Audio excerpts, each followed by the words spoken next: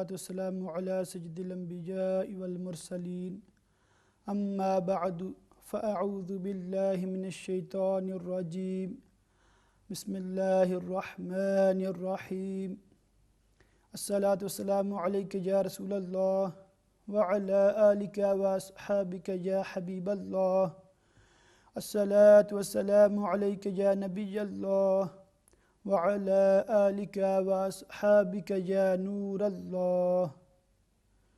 امہ چینل کے ناظرین، آپ دیکھ رہے ہیں پروگرام یور کویسچنز آنسرڈ۔ یہ پروگرام ہر روز صبح 10 سے لے کر 12 بجے تک آپ کے لیے امہ چینل کی طرف سے پیش کیا جاتا ہے۔ اس میں مختلف علماء کرام مختلف موضوعات پر کلام فرماتے ہیں، اور اس دوران آپ کے ذہن میں کسی بھی ٹاپک کے حوالے سے کسی بھی موضوع سے متعلقہ کوئی سوال آئے تو آپ وہ سوال یہاں پر پیش کر سکتے ہیں، اور ابھی ٹیلی فون لائنز جو ہیں وہ لائیو نمبر بھی اسکرین پر ڈسپلے کیا جا رہا ہے۔ اس لائیو نمبر پر آپ کال کر کے اپنا کوئی بھی شرعی مسئلہ پوچھ سکتے ہیں، اور جیسا کہ میں نے عرض کیا کہ ہر روز ایک ٹاپک پر گفتگو بھی جاری رہتی ہے جتنی دیر میں آپ کی کال ہمیں موصول نہیں ہوتی۔ تو آج جو ٹاپک میں نے چوز کیا ہے وہ ہے مسافر کی نماز۔ لاسٹ ویک بھی اس پر تھوڑی گفتگو ہوئی تھی، مگر یہ ٹاپک ادھورا رہ گیا تھا، تو آج انشاءاللہ عز و جل اس کے حوالے سے مزید گفتگو جاری رہے گی، اور اس دوران آپ کے سوالات بھی ریسیو کیے جائیں گے۔ آپ کے ذہن میں کوئی بھی کویسچن ہو تو ابھی بھی آپ کال کر کے اپنا مسئلہ پوچھ سکتے ہیں، انشاءاللہ عز و جل آپ کے سوال کا جواب عرض کیا جائے گا۔ And for those viewers who only understand English, for them this facility is also available. If you got any question you want to ask in English, and you can do so, inshallah your question will be answered in English language۔ اور اس کے علاوہ جو Punjabi speaker ہیں اور ان کو اردو کی اتنی سمجھ نہیں آتی، تو ان کے لیے بھی عرض ہے کہ اگر آپ پنجابی میں بھی سوال کرنا چاہیں تو موسٹ ویلکم، تو پنجابی میں بھی آپ اپنا سوال پیش کر سکتے ہیں۔ اردو، انگلش یا پنجابی، ان تینوں میں سے کسی بھی زبان میں سوال کریں گے تو انشاءاللہ آپ کے سوال کا جواب عرض کیا جائے گا۔ لاسٹ ویک ایک سسٹر نے پروگرام کے آخر میں سوال کیا تھا، تو ان کے ایک سوال کا میں جواب عرض کر سکا تھا۔ دوسرا سوال جو مجھے پیپر پر اس وقت میری نظر نہیں پڑی، تو پہلے اسی سے میں شروع کرتا ہوں کہ جو سسٹر نے لاسٹ ویک سوال کیا تھا کہ ہم مسجد الحرام جو کہ مکۃ المکرمہ زادہ اللہ شرفا و تعظیمہ میں ہے، اس مسجد کو مسجد الحرام کیوں کہتے ہیں؟ اور اسی طرح انہوں نے پوچھا تھا کہ بعض چیزیں اسلام میں حلال ہیں اور بعض چیزیں حرام ہیں، تو بچوں کی تربیت کے حوالے سے پوچھ رہے تھے کہ ان کو ہم کیسے ایکسپلین کریں کہ حرام کے کیا میننگ ہیں۔ یہ ان کا سوال تھا۔ ابھی انشاءاللہ اس کا میں جواب عرض کرتا ہوں۔ تمام ہی ناظرین توجہ سے سماعت کریں گے تو انشاءاللہ آپ کو بھی اس کا فائدہ ہوگا۔ لفظ حرام یہ دو معنی میں استعمال ہوتا ہے۔ جب تو کسی کھانے پینے والی چیز کے حوالے سے کہا جائے کہ یہ چیز کھانا حرام ہے، تو اس کا مطلب ہوتا ہے کہ اس کو کھانا فبیڈن ہے، ان لوفل ہے، اس کو کھانا جائز نہیں ہے۔ اور جب یہ لفظ مسجد حرام کے لیے بولا جاتا ہے جو کہ مکۃ المکرمہ کی مسجد ہے، بہت ہی باعظمت مسجد ہے، اس کے بڑے فضائل ہیں، تو وہاں پر مسجد الحرام کہنے کی وجہ یہ ہے کہ وہ مسجد بڑی حرمت والی ہے، بڑی بزرگی والی ہے، اس کی بڑی شان ہے، تو اس کو انگلش میں جیسے ہم کہتے ہیں ویری سیکرڈ ماسک، یا کہیں گے ویری بلیسڈ مسجد، تو ان معنوں میں وہ استعمال ہوتا ہے۔ For the education of the children, you can explain them that many words are used in different meanings in Arabic. For example, haram, the word is used for respectful thing and also used as for unlawful thing. Why we call the Masjidul Haram? The reason is that the masjid is very sacred, very holy place. It's very blessed masjid. That's why it's called Masjidul Haram. اور اردو میں بھی ہم جیسے لفظ استعمال کرتے ہیں کہ یہ چیز بڑی حرمت والی ہے، اور احترام لفظ بھی اسی سے نکلا ہے، اس کا میننگ بھی ریسپیکٹ کے میننگ میں استعمال ہوتا ہے۔ تو امید ہے کہ جس سسٹر نے لاسٹ ویک سوال کیا تھا وہ آج کا پروگرام بھی دیکھ رہی ہوں گی، اور مزید اگر آپ کے ذہن میں اس کے حوالے سے یا کسی بھی ٹاپک کے حوالے سے کسی بھی ناظرین کے ذہن میں سوال ہو تو آپ لائیو کال کے ذریعے اپنا مسئلہ دریافت کر سکتے ہیں۔ تو ٹاپک کے حوالے سے میں ابھی انشاءاللہ گفتگو شروع کرتا ہوں۔ نماز اہم الفرائض میں سے ہے، بہت ہی اہم فریضہ ہے، اور نماز کے لیے یہ روزانہ 5 وقت مسلمان عاقل بالغ مرد و عورت پر فرض ہے۔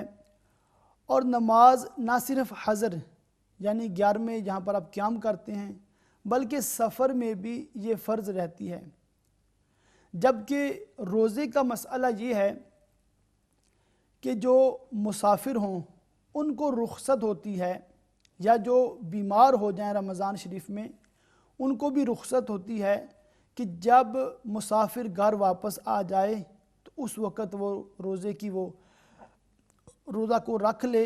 سفر میں اس پر روزہ رکھنا واجب نہیں ہوتا، مگر روزہ اس پر فرض باقی رہتا ہے، وہ بعد میں رکھ سکتا ہے۔ اسی طرح بیمار جو ہو جاتا ہے اس کے لیے بھی یہ رخصت ہے کہ وہ جب اچھا ہو جائے، صحت مند ہو جائے تو اس کے بعد ان روزوں کی وہ قضا کر سکتا ہے۔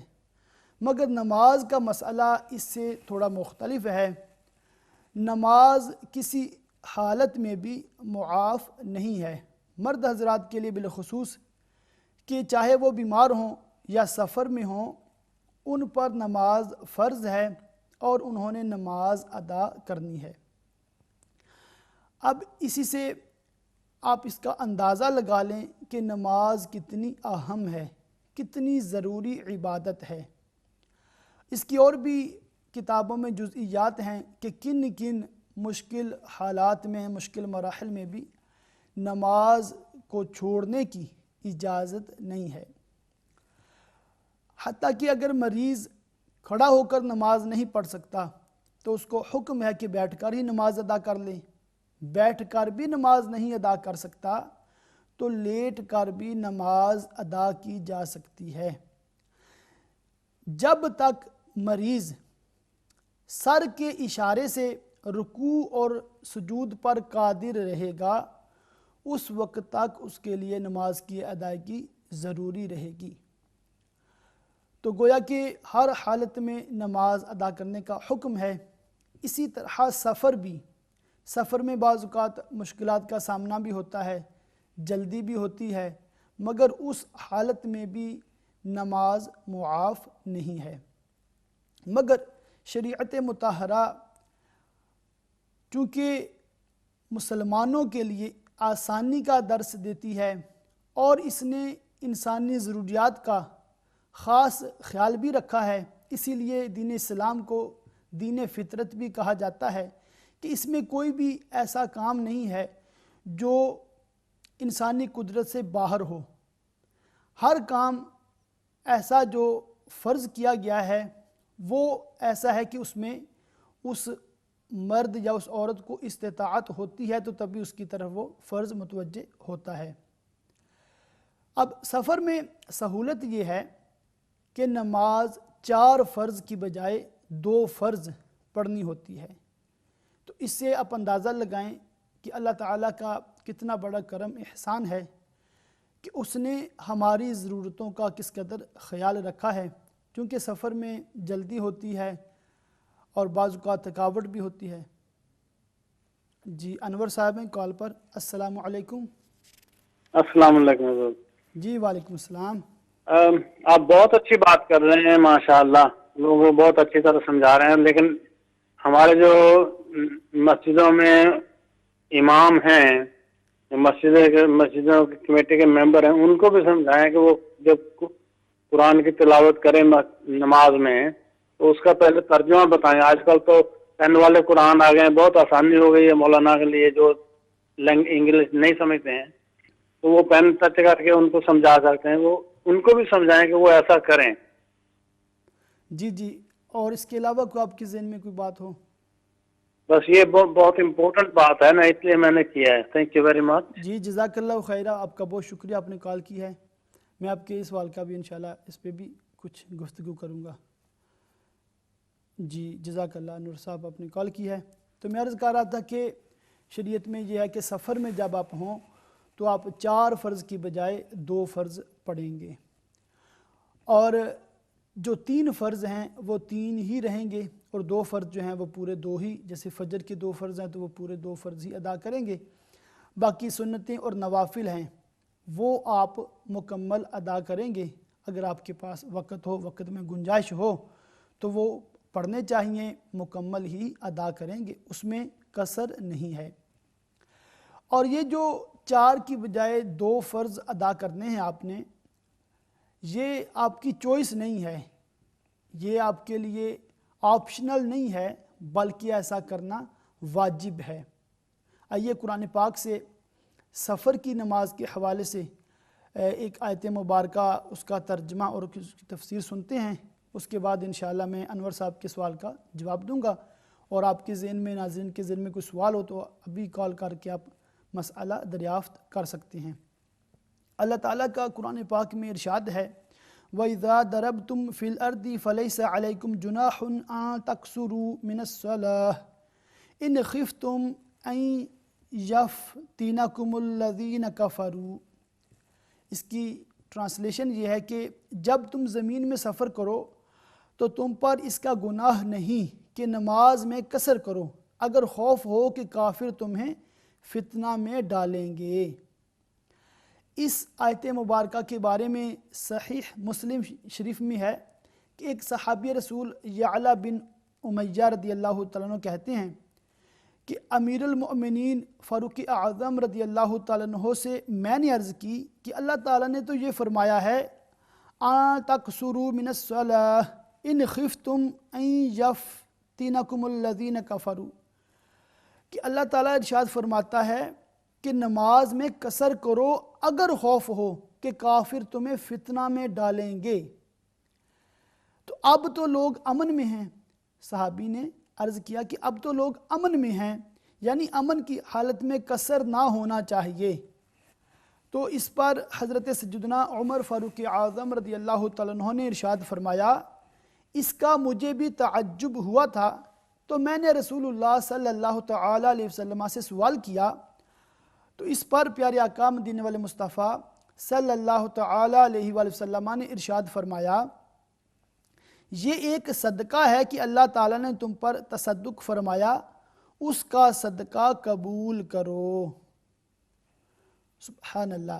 तो आपने मुलाहज़ा किया कि जैसा कि तफसीर ख़ज़ाइनुल इरफ़ान में भी हज़रत अल्लामा मौलाना सय्यद नईमुद्दीन मुरादाबादी अलैहि रहमतुल्लाह हादी भी फरमाते हैं कि सफ़र में खौफ कुफ़ार जो है ये शर्त नहीं है, बल्कि कुफ़ार या किसी का खौफ हो या ना हो, सफ़र है तो उसमें नमाज कसर ही करेंगे। तो ये हमने कुरान पाक से सीखा है।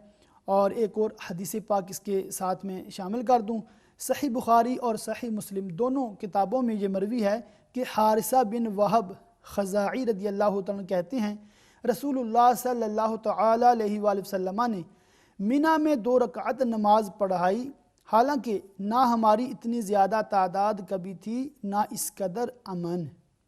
और एक रवायत में है कि रसूलुल्लाह सल्लल्लाहु तआला अलैहि वसल्लम ने मदीना में ज़ोहर की 4 रकातें पढ़ी और ज़ुल हुलैफ़ा में असर की 2 रकातें।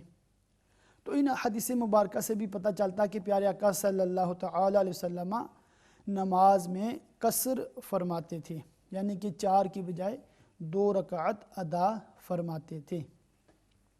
तो अनवर साहब ने जो सवाल किया है कि इमाम साहबान को चाहिए, कमेटी वाले हजरात को चाहिए कि कुरान पाक का तर्जमा, और उनकी शायद मुराद ये थी कि कुरान पाक की तालीम जो है बच्चों को देते हैं, नाजरा के साथ साथ उसकी जो तफसीर है, उसकी जो डिटेल है, एक्सप्लेनेशन है, वो भी बच्चों को बताई जानी चाहिए ताकि उनको भी मसाइल शरइया का इल्म हासिल हो। तो अनवर साहब आपकी सोच बहुत उम्दा है, बहुत प्यारी सोच है, और वाकई हर मस्जिद में जो बच्चे उमूमन यहाँ पर यूके में 5 से लेकर 7 बजे तक या मुख्तलिफ़ मसाजिद में मुख्तलिफ़ औकात हैं, तो इन टाइम्स में बच्चे जब मस्जिद में जाते हैं तो मेरा जो पर्सनल ऑब्जर्वेशन है, आपका भी इसमें तजर्बा होगा, बाकी नाज़रीन भी एग्री करेंगे, तो तकरीबन 5 साल की उम्र का बच्चा जो है वो मस्जिद को ज्वाइन करता है, मस्जिद में पढ़ना शुरू करता है, और उमूमी तौर पर 13-14 साल की उम्र तक बच्चे जो हैं वो मस्जिद में जाते रहते हैं। मगर अफसोस की बात है कि बाज़ बच्चे 13 या 14 साल की उम्र में जब मस्जिद से फ़ारिग होते हैं तो उनको देख कर नाजरा भी पढ़ना नहीं आता।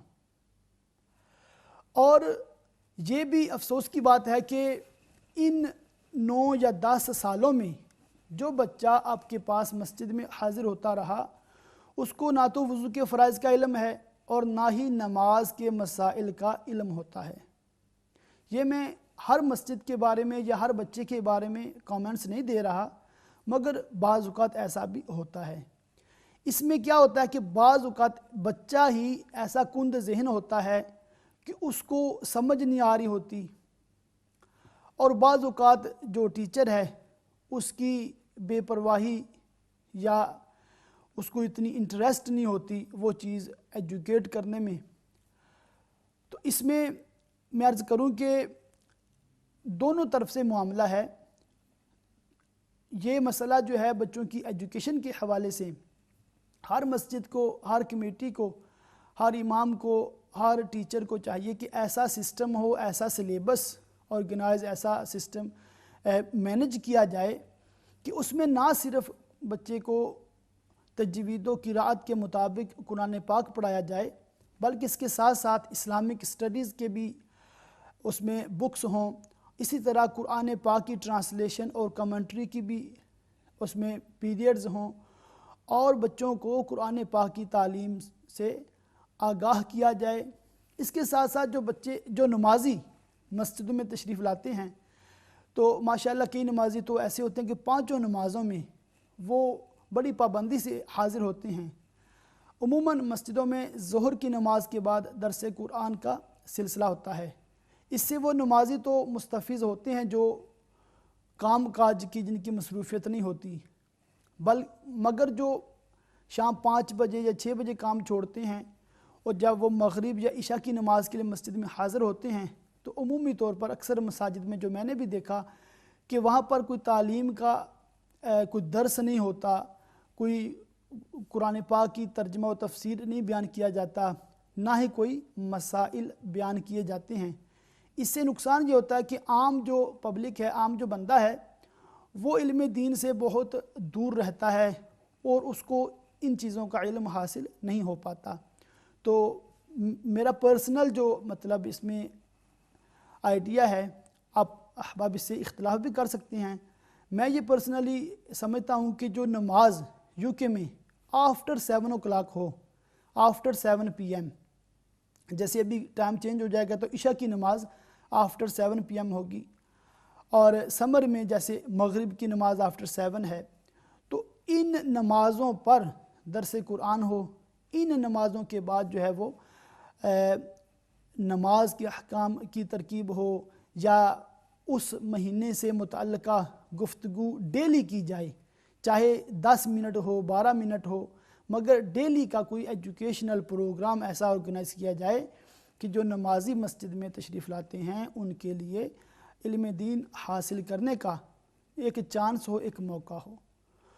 इसमें बाज़ नमाजी भी ताअवुन नहीं फरमाते, जिस वजह से इमाम भी डिसहार्ट हो जाते हैं कि میرا پرسنل بھی اس میں تھوڑا ایکسپیرینس رہا ہے کہ میں نے ایک مسجد میں درس قرآن کا سلسلہ کیا، پھر وہاں پر نماز کے احکام سکھانے کا سلسلہ کیا.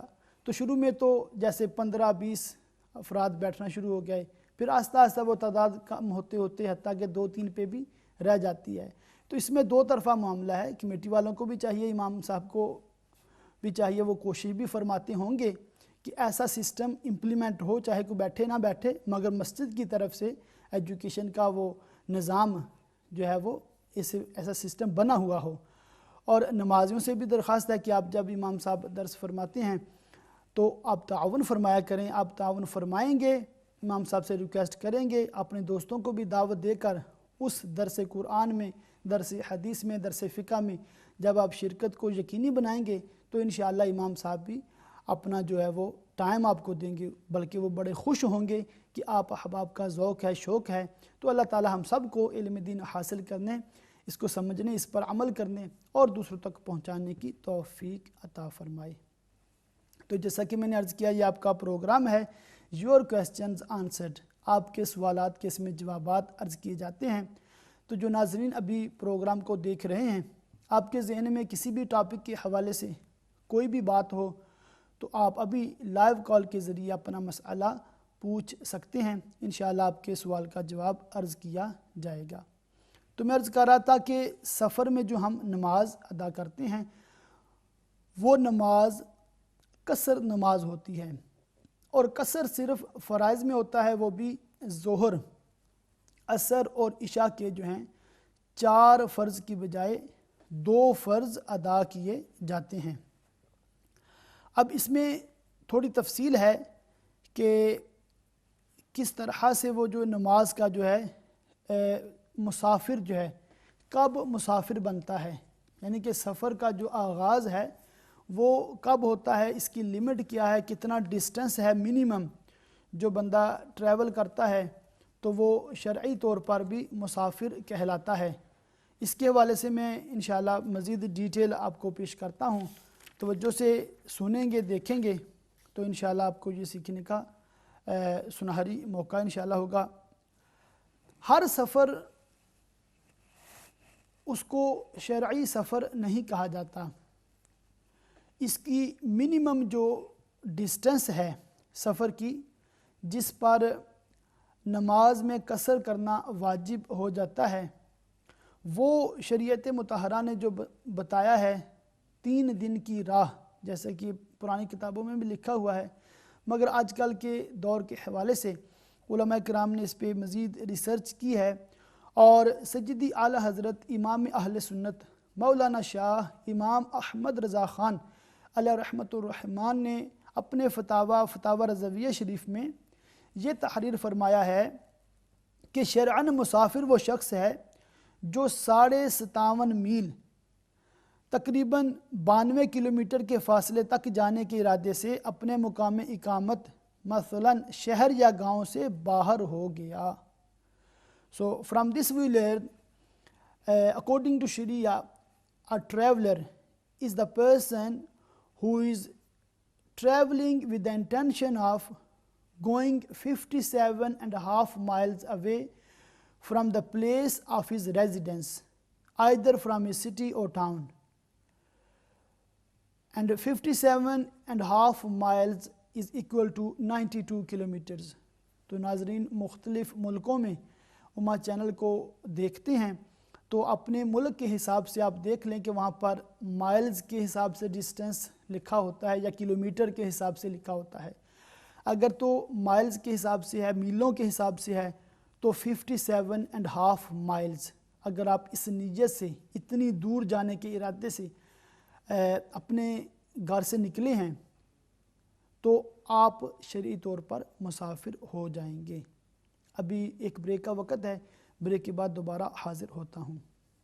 جی ناظرین، بریک کے بعد پروگرام یور کویسچنز آنسرڈ میں آپ کو مرحبا کہتے ہیں.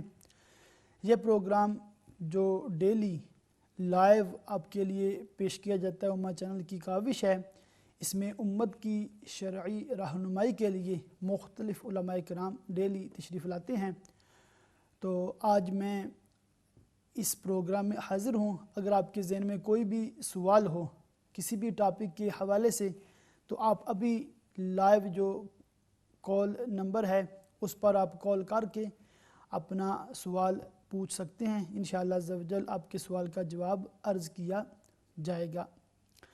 آج کا جو ٹاپک چل رہا ہے وہ ہے سفر میں جو نماز ہم پڑھتے ہیں اس کے کیا احکام ہیں, اس میں سفر اور حضر کی نماز میں کیا, اس میں دونوں میں کیا فرق ہے اور ان کی ادائیگی میں کتنا ڈیفرنس ہے.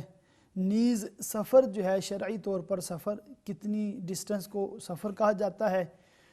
تو میں نے بریک پہ جانے سے پہلے عرض کیا تھا کہ 57.5 مائلز کی انٹینشن اور ارادے کے ساتھ اگر آپ اپنے وطن وطن اقامت اپنے سٹی یا ٹاؤن سے باہر آ جاتے ہیں تو آپ مسافر ہو جائیں گے. مزید اس میں یہ ہے کہ جو آپ کا شہر ہے جس میں آپ رہ رہے ہیں اس کی جو باؤنڈری ہے, اس کی جو حد ہے, اس سے جب آپ باہر نکل آئیں گے تو تب آپ پر جو نمازوں میں وہ قصر واجب ہو جائے گا. یعنی ایسا نہیں ہے کہ جب آپ منزل پر پہنچیں گے تو آپ وہاں پر جا کر قصر نماز کریں گے, بلکہ جیسے آپ بلیک برن میں ہیں تو ابھی موٹر وے پر آپ برمنگھم یا لنڈن کی طرف جا رہے ہیں تو جو ہی آپ موٹر وے پر چڑھیں گے, بلیک برن کی جو آبادی ہے, بلیک برن کا جو ایریا ہے, اس سے آپ جو ہی باہر نکل جائیں گے اب وہاں سے لے کر واپس بلیک برن میں انٹری تک جتنی بھی آپ نمازیں آن دا وے جب آپ جا رہے ہیں اور آن دا وے کمنگ بیک جو آپ واپس آ رہے ہیں تو اس دوران میں آپ نمازوں میں قصر کریں گے. یہ واجب ہے, میں نے پہلے بھی وضاحت کی کہ آپشنل نہیں ہے. اب جس جگہ پر آپ پہنچے ہیں, جس جگہ پر جس سٹی یا ٹاؤن میں آپ پہنچے ہیں, فار ایگزامپل لنڈن پہنچے ہیں, تو اب آپ نے دیکھنا ہے کہ are you staying there for 15 days and nights, کیا آپ وہاں پر 15 دن اور رات ٹھہریں گے یا اس سے زیادہ ٹھہریں گے یا نہیں ٹھہریں گے. اگر تو آپ ایک دن کے لیے, جی مڈل برا سے کال ہے. السلام علیکم. وعلیکم السلام ورحمۃ اللہ. جی سوال پوچھنا تھا. جی فرمائیے. جی سوال یہ ہے کہ کیا جو نماز بندہ پڑھتا ہے کپڑے پر اس کے جو جانور کے نشان ہوتے ہیں, وہ جو پکچر ہوتی ہے, امیج ہوتی ہے, کیا اس میں نماز ہو جائے گی؟ جاندار کی تصویر والے کپڑے. جی اس پہ عرض کرتا ہوں. اور سوال؟ جزاک اللہ. جی بہت شکریہ. آپ دیکھیں پروگرام, انشاءاللہ آپ کے سوال کا جواب عرض کرتا ہوں.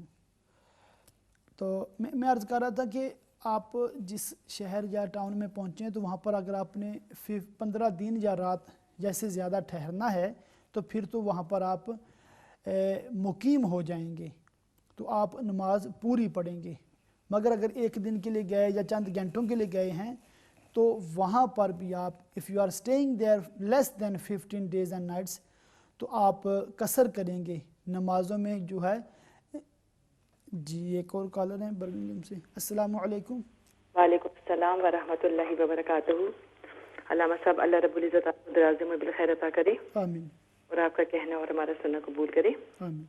علامہ صاحب آپ کے موضوع کے حوالے سے میرے 3 سوال ہیں. جی جیسے کہ کچھ لوگ جیسے قصر نمازوں کے بارے میں آپ جو بیان فرما رہے ہیں, تو کچھ ایسے لوگ بھی ہیں جیسے ہماری خاص طور پہ بڑی بوڑھیاں ہیں, تو اگر ان کو بولو کہ جیسے وہ عمرہ شریف کے لیے گئے ہیں یا حج شریف کے لیے گئے ہیں, تو ان کو بولے کہ یہاں پہ آپ نے قصر نماز پڑھنی ہے, تو وہ کہتے ہیں لو یہاں تو ایک نماز پڑھنے کا لاکھ نماز پڑھنے کا ثواب ہے, تو ہم کیوں قصر کریں, ہمارے پاس ٹائم بھی ہے تو ہم تو پوری نماز پڑھیں گے. تو ایسے لوگوں کے بارے میں آپ کیا فرمائیں گے؟ جی عرض کرتا ہوں. اس کے علاوہ دوسرا سوال یہ ہے کہ جیسے میں برمنگھم میں رہتی ہوں, تو میں کچھ لوگوں کو میں نے دیکھا کہ جو مطلب ایئرپورٹ پہنچ جاتے ہیں جو کہ ہمارے شہری حدود کے اندر ہی اندر ہے, اتنا دور نہیں ہے, تقریباً 25 منٹ کی ڈرائیو ہے, تو ادھر بھی لوگ جو قصر نماز پڑھتے ہیں وہ کہتے ہیں جو ہی گھر سے باہر قدم نکالا تو آپ نے نیت کی تو آپ جی مسافر ہو گئے. تو اس کے بارے میں کیا حکم ہوگا؟ جی اور میں عرض تیسرا کرتا ہوں۔ سوال یہ ہے کہ روزے کے متعلق ہے، مسافر کے روزے کے بارے میں، کہ جیسے اگر میں برمنگھم میں رہتی ہوں، دوسرے دن میں نے جی لندن مطلب سفر کرنا ہے، اور رمضان المبارک کا مہینہ ہے، تو اسی رات کچھ لوگ سحری کو اٹھتے ہی نہیں ہے، بس صبح مطلب فجر کے لیے اٹھے اور انہیں اپنا ناشتہ وغیرہ کیا اور سفر کے لیے روانہ ہو گئے کہ آج تو ہم مسافر ہیں، تو ہم پہ تو روزہ ہے ہی نہیں، تو اس کے بارے میں کیا حکم ہوگا؟ جی اس کے حوالے سے میں عرض کرتا ہوں، آپ پروگرام دیکھیں، جزاک جی اللہ۔ علامہ صاحب آپ سے درخواست ہے کہ ہم سب کے خاتمہ بالایمان اور بے حساب مغفرت کی دعا فرمائیے گا، اور بالخصوص میرے والدین کی بے حساب مغفرت کی دعا فرما دیں۔ جی جزاک اللہ خیر۔ جزاک اللہ خیر، آپ نے السلام کال علیکم کیا۔ ورحمۃ اللہ وبرکاتہ۔ السلام، یغفر اللہ لنا ولکم۔ تو اللہ تعالیٰ سے دعا کہ اللہ تعالیٰ تمام ہی مرحومین مسلمین کی مغفرت فرمائے اور ان کو جنت الفردوس میں اعلیٰ مقام عطا فرمائے۔ بالخصوص ان بہن نے جو اپنے والدین کے لیے دعا کی درخواست کی، اللہ تعالیٰ بالخصوص ان کے والدین کی مغفرت فرمائے اور ان کو جنت الفردوس میں اعلیٰ مقام عطا فرمائے۔ تو آپ نے سیکھا ہے کہ جہاں پر آپ نے سفر کر کے پہنچے ہیں، اگر وہاں پر اپنے 15 دن یا رات سے کم ٹھہرنا ہے تو آپ وہاں پر قصر ہی کریں گے، چاہے آپ 2 دن ٹھہریں، 10 دن ٹھہریں، 7 دن ٹھہریں یا چند گھنٹے ٹھہریں، تو واپسی آنے تک آپ وہ قصر ہی کریں گے، اس میں آپ فل نہیں پڑیں گے۔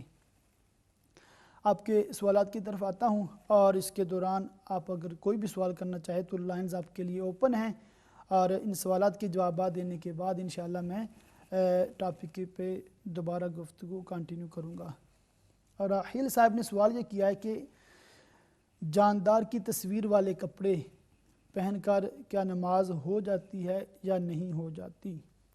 اب بعض اوقات کیا ہوتا ہے، شرٹس پر امیجز بنے ہوتے ہیں، بعض نے تو جیسے کوئی فلم سٹار کی امیجز ہوتے ہیں، یا کسی باکسر کی تصویر لگائی ہوتی ہے، یا کسی ریسلر کی جن کو وہ اپنے ہیرو سمجھ رہے ہوتے ہیں، ان کی پکچر اپنی شرٹ پر لگائی ہوتی ہے، یا بعض نے کسی جانور کی کسی کتے کی، بلی کی تصویر وغیرہ لگی ہوتی ہے، تو ان کو پہن کر نماز نہیں ہوتی، نماز مکروہ تحریمی ہوتی ہے۔ مطلب نہیں ہوتی سے یہ ہے کہ آپ کو وہ کپڑے اتار کر دوسرے کپڑے پہن کر جس میں امیجز نہ ہوں، لیونگ تھنگ کے امیجز نہ ہوں، تو آپ کو اتار کر دوبارہ سے نماز پڑھنا واجب ہے۔ مکروہ تحریمی کا یہی حکم ہوتا ہے کہ ایسی نماز کا دہرانا واجب ہے، آپ پر کمپلسری ہے، you have to repeat the نماز جو آپ نے امیجز والے کپڑے پہن کر پڑھی ہے۔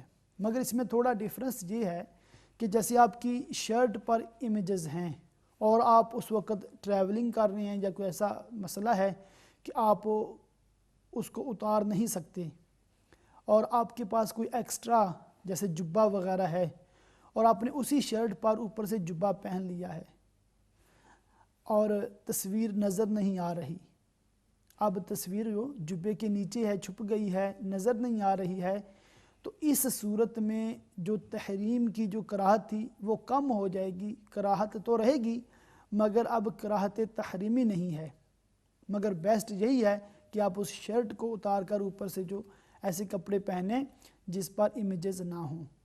یہ تو نماز کا مسئلہ ہے۔ ویسے بھی کسی بھی جاندار کی تصویر جو ہے وہ پہننا یہ گناہ کا کام ہے، اور تصویر جو ہے اسی طرح پیپر پر پرنٹ آؤٹ تصویر کا، یا جیسے گھروں میں بعض لوگوں نے ڈسپلے کی ہوتی ہیں، اور یا کپڑوں پہ جیسے تصویر ہے، اس کا بنانا اور پہننا یہ جائز نہیں ہے، اس سے بچنا چاہیے، اور یہ گناہ کا کام ہے۔ بچوں کو بھی ایسے تصویر والے کپڑے نہیں پہنانے چاہیے، اور ان کو بھی ایکسپلین کیا جائے کہ اسلام میں اس کی اجازت نہیں ہے۔ اور میں نے جیسے پہلے بھی کہا ہے کہ لیونگ تھنگ کی پکچر وہ جو فبیڈن ہے، مگر جیسے کوئی ماؤنٹین ہے یا کوئی کسی سٹی کی جیسے بلڈنگز صرف نظر آ رہی ہیں، یا کوئی ایسے برج وغیرہ ہے اور ایسی تصویر ہے کہ جاندار کی تصویر نہیں ہے، کوئی سینری ہے جیسے دریا وغیرہ کی، جس میں کسی بھی لیونگ نہ انسان نہ جانور وغیرہ کی، پرندے وغیرہ کی پکچر نہیں ہے، تو ایسی غیر جاندار چیزوں کی جو تصویر ہے وہ جائز ہے، وہ اگر کپڑے پر ہے وہ تصویر تو پھر بھی نماز میں کراہت نہیں ہوگی۔ اس کے ساتھ ہی یہ ہے کہ اگر کسی کمرے میں پکچر ڈسپلے پر ہے، تصویر سامنے نظر آ رہی ہے اور اس کمرے میں آپ نماز پڑھتے ہیں تو پھر بھی نماز مکروہ تحریمی ہے، یعنی کہ آپ پر واجب ہے کہ اس پکچر کو جو کمرے میں لگی ہوئی ہے اس کو یا تو آپ کور کر دیں یا وہاں سے اتار دیں آپ، اور ایسی جگہ رکھیں کہ وہ تصویر نظر نہ آئے، اور پھر آپ وہاں پر نماز پڑھیں۔ تو اللہ تعالی ہم سب کو اس پر عمل کی توفیق عطا فرمائے۔ ایک سسٹر ہیں مسز ناصر، ماشاءاللہ یہ امہ چینل کی بڑی ریگولر کالر ہیں، ان کے سوالات سے جو مجھے اندازہ ہوتا ہے کہ یہ نہ صرف اپنے لیے بلکہ دوسرے لوگوں کی رہنمائی کے لیے بھی یہ سوالات کرتی ہیں۔ ان کی بڑی اچھی کاوش ہے، ان کے ذریعے لوگوں کو علم دین حاصل ہوتا ہے، اور یہ ٹاپکس جو بھی ٹاپک ہوتا ہے اسی میں سے سوال یہ خود سے مطلب ان کے ذہن میں جو آتے ہیں وہ بنا لیتی ہیں اور پھر سوال کرتی ہیں۔ تو اس سے فائدہ یہ ہوتا ہے کہ کئی ناظرین ہیں، ان کے ذہن میں بھی ہو سکتا ہے کہ سملر کویسچن ہو مگر وہ پوچھ نہیں رہے، تو ان کے ذریعے ان کا بھی فائدہ ہو جاتا ہے۔ تو یوں علم دین سکھانے میں ان کا بھی حصہ ہوتا ہے۔ اللہ تعالیٰ ان کو جزائے خیر دے۔ اور بھی جو ناظرین کال کرتے ہیں ان سے بڑی خوشی ہوتی ہے اس وجہ سے کہ وہ خود بھی علم سیکھ رہے ہیں، توجہ کے ساتھ پروگرام کو دیکھ رہے ہیں اور ان کے ذریعے دوسروں کو بھی فائدہ پہنچتا ہے۔ تو انہوں نے سوال کیا ہے کہ بعض جو بڑی عمر کی عورتیں، مسلمان عورتیں ہیں، وہ جب مکۃ المکرمہ زادہ اللہ شرفا و تعظیمہ یا مدینہ منورہ زادہ اللہ شرفا و تعظیمہ میں جاتی ہیں تو وہاں پر وہ پوری نماز ادا کرنے کی کوشش کرتی ہیں اور اس پر ضد کرتی ہیں اور قصر نہیں کرتی ہیں۔ وہ کہتی ہیں کہ یہاں پر ایک نماز کا ثواب 1,00,000 نمازوں کے برابر ہے، تو ہم اگر 4 کی بجائے 2 فرض پڑھیں گے تو ہمیں ثواب آدھا ملے گا۔ تو شاید ان کا یہ خیال ہوتا ہے، تو ان کے حوالے سے انہوں نے پوچھا ہے کہ کیا ان کی رہنمائی کریں گے۔ تو ان کے لیے ایک حدیث پاک ہے، اور یہ صحائح ستہ میں ایک کتاب ہے سنن ابن ماجہ شریف، اس کتاب میں یہ روایت اسی طرح کے سوال کا جواب بھی ہے کہ حضرت عبداللہ بن عمر رضی اللہ تعالیٰ عنہما سے روایت ہے کہ رسول اللہ صلی اللہ تعالی علیہ وآلہ وسلم نے نماز سفر کی 2 رکعتیں مقرر فرمائیں اور یہ پوری ہے، کم نہیں، یعنی اگرچہ بظاہر 2 رکعتیں کم ہو گئیں مگر ثواب میں یہ 2 ہی 4 کے برابر ہیں۔ ماشاءاللہ۔ تو آپ نے جو سوال کیا ہے کہ اس کا جواب سنن ابن ماجہ شریف کی حدیث پاک سے ہمیں سیکھنے کو ملتا ہے کہ گو کہ ہم 4 رکعت کی بجائے 2 رکعت پڑھ رہے ہیں، مگر چونکہ یہ اللہ تعالیٰ کی طرف سے صدقہ ہے، اور پیارے آقا صلی اللہ تعالیٰ علیہ وسلم نے فرمایا کہ اس کا یعنی اللہ تعالیٰ کا صدقہ قبول کرو، تو اللہ تعالیٰ نے ہی نمازیں فرض کی ہیں اور اسی نے ہمیں یہ آپشن دے دیا ہے، اسی نے ہمیں یہ سہولت دے دی ہے کہ آپ 4 کی بجائے 2 پڑھیں گے تو میں آپ کو 2 پر بھی 4 کا ہی اجر دوں گا، یعنی کہ تھوڑی محنت کریں گے مگر زیادہ آپ کو اجر دیا جائے گا۔ یہی فضیلت ہے امت محمدیہ علی صاحب الصلاۃ والسلام کی کہ پیارے آقا صلی اللہ تعالی علیہ وسلم کے صدقے طفیل اللہ تعالیٰ نے ہم پر بہت آسانیاں فرمائی ہیں اور ہم کم عمل پر زیادہ اجر کے مستحق ہوتے ہیں۔ جی ایک بھائی ہیں احمد خان صاحب بریڈ فورڈ سے، السلام علیکم۔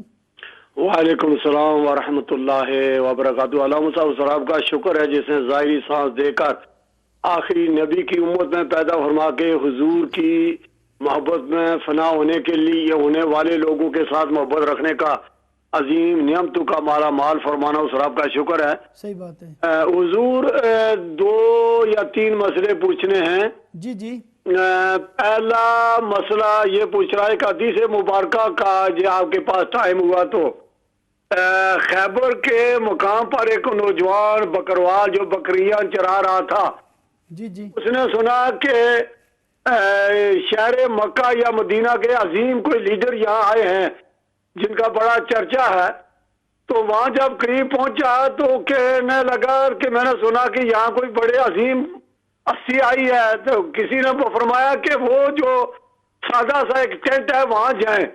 जिसको उस जगह पहुंचा तो कहने लगा आपका बहुत चर्चा है जमीन आसमान के दरमियान जमीन पर, तो आप क्या ऑफर करते, क्या देते हैं?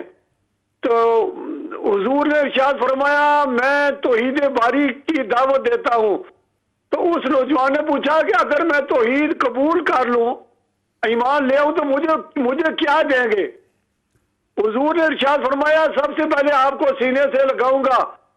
तो उसे जब सीने से लगाने का, क्योंकि वो किसी का नौकर था, उसने जब ये सुना इतना बुजुर्ग, इतनी अजीम हस्ती मुझे सीने से लगाने वाले, उस शख्स ने अर्ज की या नबी या मोहसन, ये आप मजाक कर रहे हैं या हकीकत है? हुजूर ने फरमाया ये बिल्कुल हकीकत है। उसके बाद उसने पूछा उसके बाद मुझे क्या देंगे?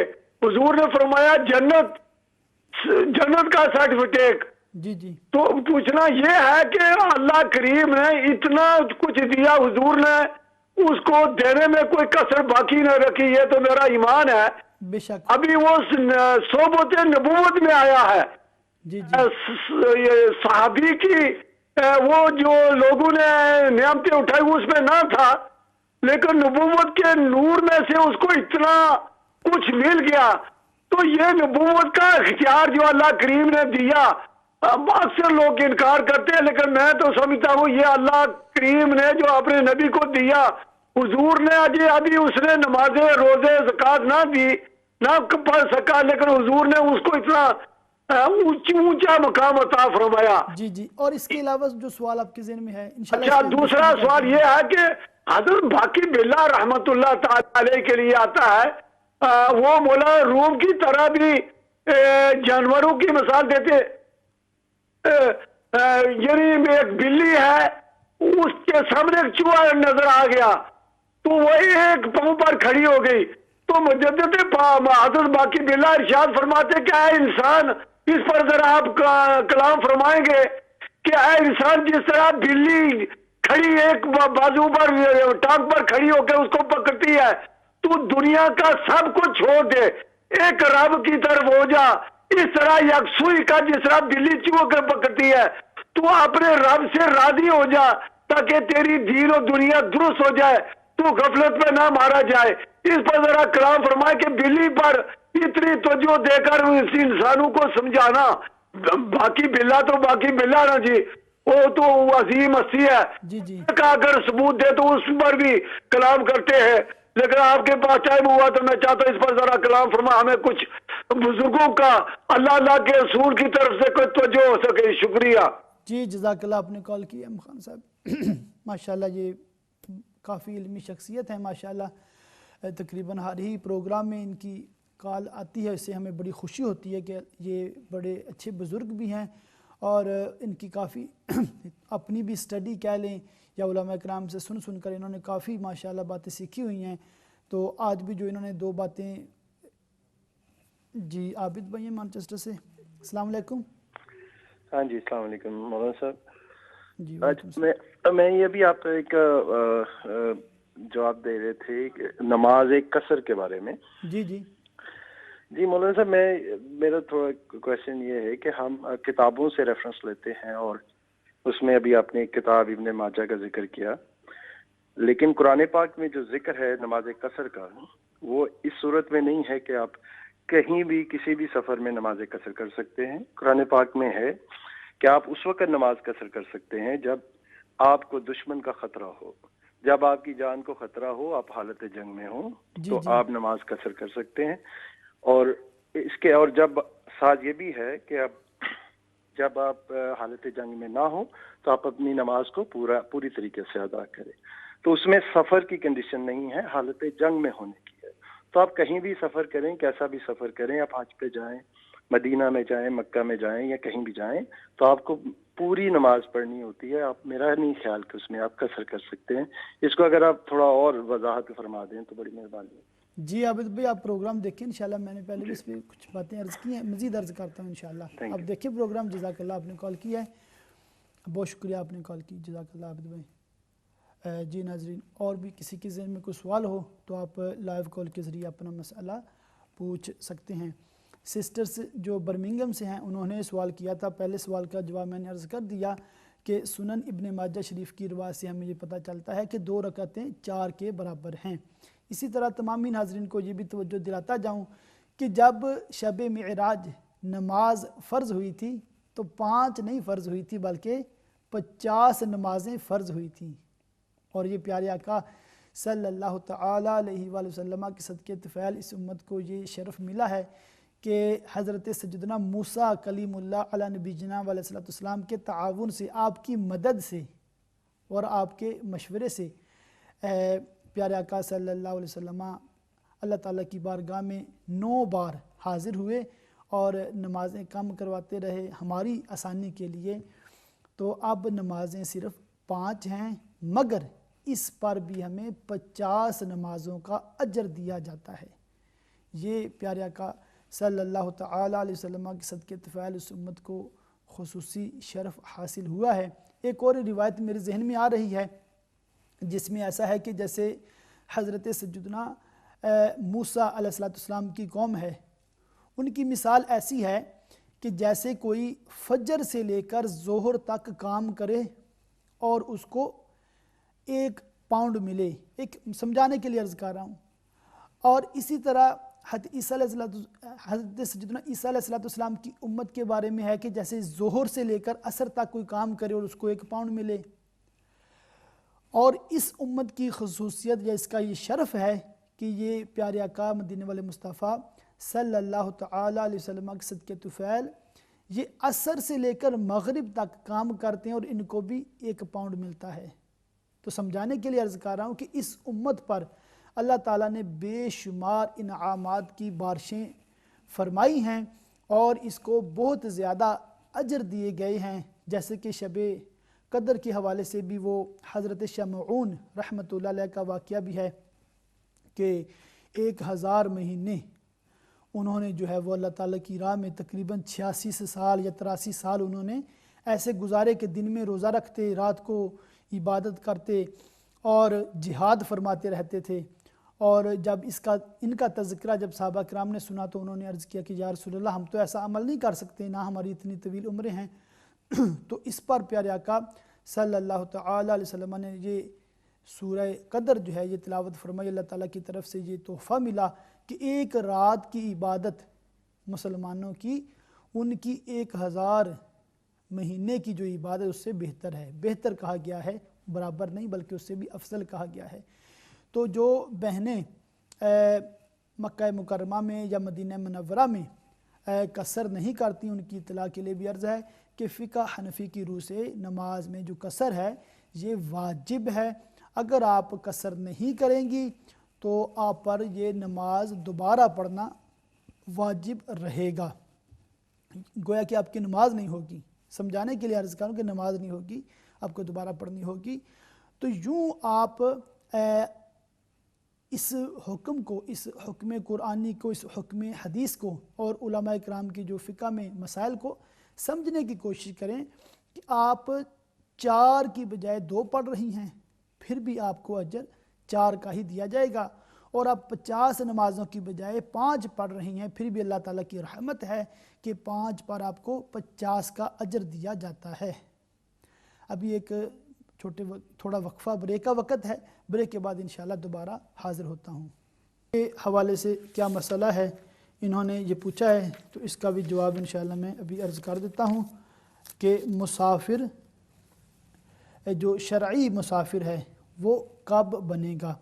اس کا جواب رد المحتار فتاوی شامی میں اس طرح ہے کہ محض نیت سفر سے مسافر نہ ہوگا، بلکہ مسافر کا حکم اس وقت ہے کہ بستی کی آبادی سے باہر ہو جائے، شہر میں ہے تو شہر سے، گاؤں میں ہے تو گاؤں سے، اور شہر والے کے لیے یہ بھی ضروری ہے کہ شہر کے آس پاس جو آبادی شہر سے متصل ہے اس سے بھی باہر ہو جائے۔ تو آپ نے ملاحظہ کیا ہے کہ جو شہر کے اطراف میں بلڈنگز ہوتی ہیں ان سے بھی جب باہر نکل جائے تو تب جا کے اس کا سفر شرعی لحاظ سے وہ سفر شروع ہوگا۔ ایک اور جزیہ ہے غنیت المستملی میں ہے کہ آبادی سے باہر ہونے سے مراد یہ ہے کہ جدھر جا رہا ہے اس طرف آبادی ختم ہو جائے، اگرچہ اس کے محاذات یعنی برابر دوسری طرف ختم نہ ہوئی ہو۔ تو یہ بہت ضروری مسئلہ ہے، آپ اس پہ توجہ رکھیں۔ جیسے میں نے پروگرام کے شروع میں عرض کیا تھا کہ جو آپ کے شہر کی حدود ہے، باؤنڈری ہے، اس سے آپ جب نکل جائیں گے تو اس وقت جو ہے آپ پر سفر کے احکام وہ آئیں گے، وہ بھی اس صورت میں کہ اگر آپ 57.5 میل کے سفر کے ارادے سے نکلے ہیں۔ اگر آپ نے 10 میل کے سفر پر جانا ہے یا 12 میل دور جانا ہے تو آپ شرعی لحاظ سے مسافر نہیں ہیں اور آپ پر نماز میں قصر نہیں ہے، بلکہ آپ پوری نماز ادا کریں گے۔ اسی طرح سسٹر نے یہ سوال کیا کہ جیسے رمضان شریف ہے اور پتہ ہے کہ صبح سفر پر جانا ہے تو کیا پھر روزہ رکھیں یا نہ رکھیں؟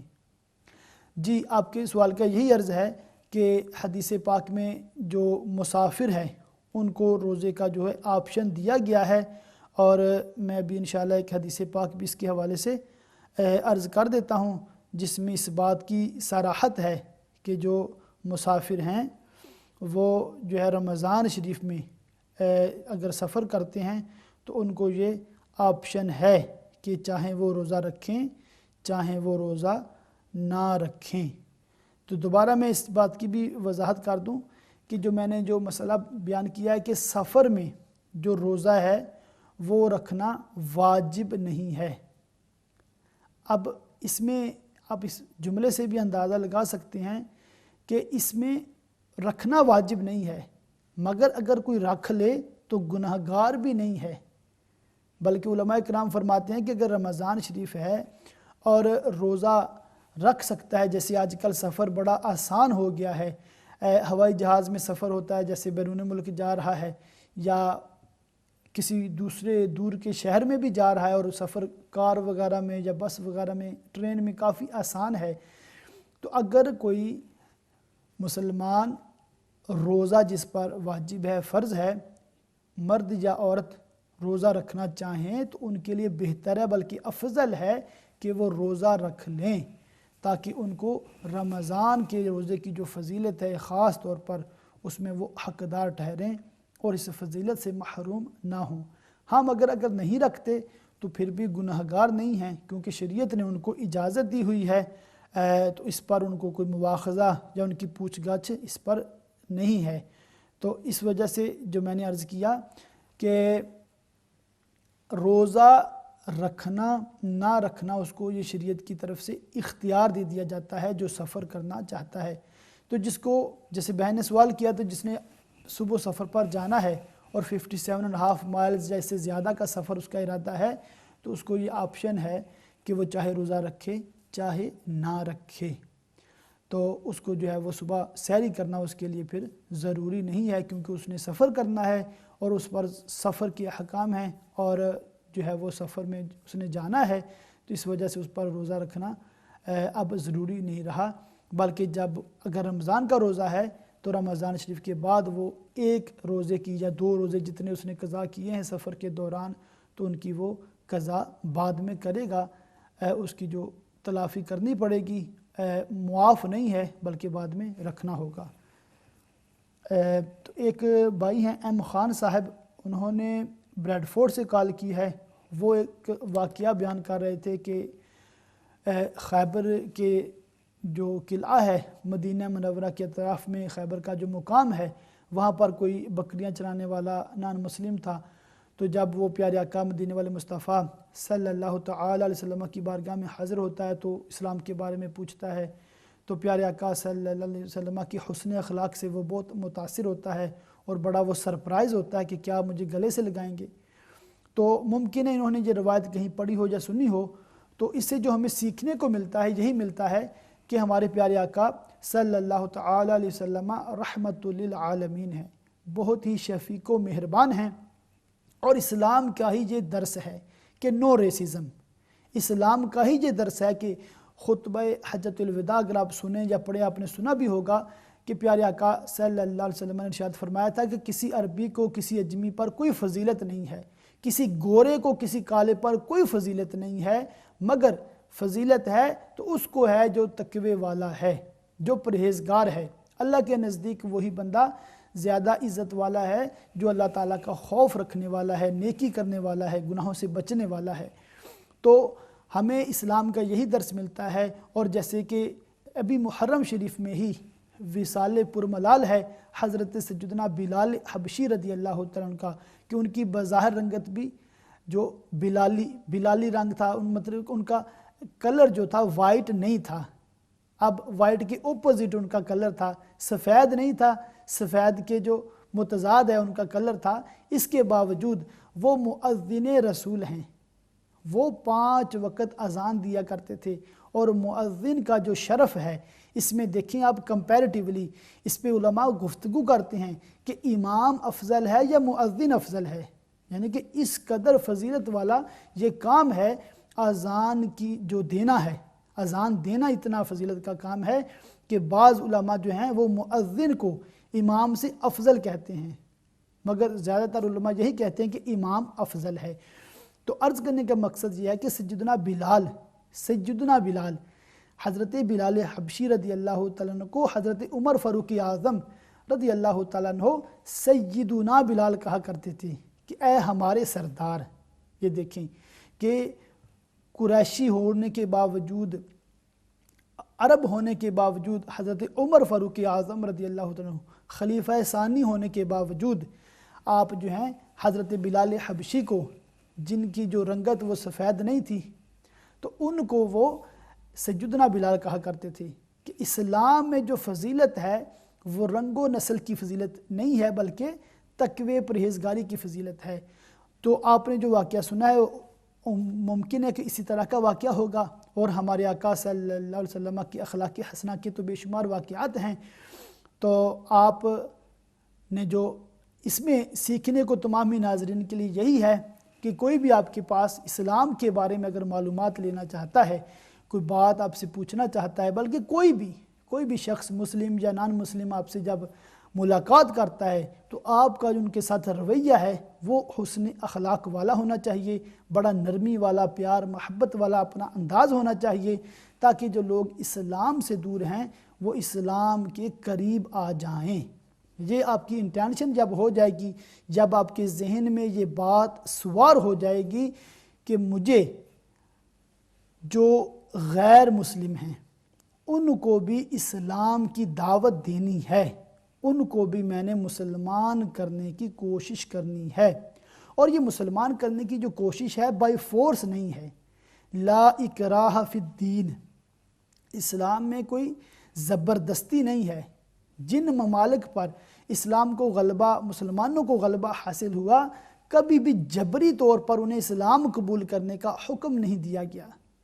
جی ہاں، اسلامی سلطنت میں جب تک دنیا میں باقاعدہ خلافت کا دور چلتا رہا، کہ خلافت عباسیہ کا دور رہا تقریباً 600 سال تک، پھر اس کے بعد جو خلافت عثمانیہ، ترکی جو مسلمان ہیں ان کا دور حکومت جسے خلافت عثمانیہ اوٹومن امپائر بھی کہا جاتا ہے، وہ تقریباً 1921 تک یہ دور خلافت عثمانیہ کا دور رہا ہے۔ اور اس کے بعد کیا ہوا کہ سارے اسلامی ممالک وہ سیپریٹ ہو گئے، خلافت ختم ہو گئی۔ تو جب تک اسلامی خلافت کا جو دور رہا ہے، جتنے بھی نان مسلم تھے، جو مسلم کنٹریز میں اقلیت کے طور پر تھے، ان کے ساتھ مسلمانوں نے بڑے محبت، بڑی شفقت اور ان کے بڑے حقوق کا خیال رکھا ہے۔ اور بعض معاملات میں آپ اس پہ غور کریں، بعض معاملات میں جو ذمی کفار ہوتے ہیں ان کے رائٹس مسلمانوں سے بھی زیادہ ہو جاتے ہیں، تو یعنی کہ ان کو فل پروٹیکشن دینا یہ بھی اسلامی حکومت کا کام ہے، اور اسلام کی یہ خصوصیت، اسلام کا یہ درس بھی ہے۔ اور جو آپ نے سوال کیا ہے کہ اس واقعہ سے ہمیں جو سیکھنے کو ملتا ہے وہ میں نے عرض کر دیا، مزید بھی الحمدللہ سے بہت کچھ سیکھنے کو ہمیں ملتا ہے۔ مختصر یہ کہ ہمیں اپنے اخلاق کو اچھا کرنا چاہیے۔ اور پھر آپ نے بڑے مشہور بزرگ جو انڈیا کے بزرگ ہیں حضرت سیدنا باقی باللہ رحمۃ اللہ تعالی علیہ، اور آپ نے فرمایا کہ وہ جیسے بلی کی مثال آپ نے دی ہے، ان بزرگوں نے کسی کو سمجھانے کے لیے جانور کی مثال بطور مثال پیش کی ہے، تو پھر آپ نے کہا کہ وہ جو ہے وہ اس طرح کی جو بزرگ مثالیں دیتے ہیں، مثنوی مولانا روم میں بھی اس طرح کی حکایات درج ہیں، تو ان حکایات سے ہمیں کیا سیکھنے کو ملتا ہے؟ تو اس سے ہمیں یہی سیکھنے کو ملتا ہے کہ بزرگوں نے ہر علاقے کے ہر دور کے جو لوگ ہیں ان کی ذہنی سطح کے مطابق کلام کیا ہے، کلام فرمایا ہے۔ دوسرے لفظوں میں کہہ لیں کہ اولیاء اللہ کی یہ شان رہی ہے کہ وہ جس علاقے میں، جس خطے میں، جس ملک میں ہوتے تھے، وہاں کے مقامی لوگوں کو انہی کے انداز سے، انہی کی مثالوں سے اسلام کی باتیں وہ سکھایا کرتے تھے، سمجھایا کرتے تھے۔ اور جیسے کہ ایگزامپلز، بلی کی ایگزامپل دینا یا چوہے کی ایگزامپل دینا، تو اس میں کوئی حرج نہیں ہے۔ قرآن پاک میں بھی بعض باتیں سمجھانے کے لیے بعض حکایات، جیسے قرآنی حکایات ہیں جسے کہا جاتا ہے، قرآنی درس ہیں، قرآنی مثالیں ہیں، قرآن میں بھی بعض مثالیں ایسی بیان کی گئی ہیں جسے انسانی ذہن آسانی کے ساتھ وہ سمجھ سکتا ہے۔ جیسے وہ نیکیوں کا سمجھانے کے لیے کہا جائے، جیسے گندم کی ایک بالی ہوتی ہے، اس میں سے پھر شاخیں نکلتی ہیں اور ہر بالی پر دانے نکلتے ہیں، تو یوں مثال ہے جیسے نیکی کی یہ مثال ہے، صدقے کی یہ مثال ہے۔ تو یہ مثالیں دینا ہمیں سمجھانے کے لیے ہے۔ جو اللہ تعالیٰ کا اجر ہے، اللہ تعالیٰ کی طرف سے جو بندوں کو نوازا جاتا ہے، اس کی کوئی حد نہیں ہے، اس کا کوئی شمار نہیں ہے۔ یہ جو مثالیں دی جاتی ہیں یہ ہمیں سمجھانے کے لیے دی جاتی ہیں تاکہ ہمارے ذہن میں اس چیز کی اہمیت پیدا ہو جائے۔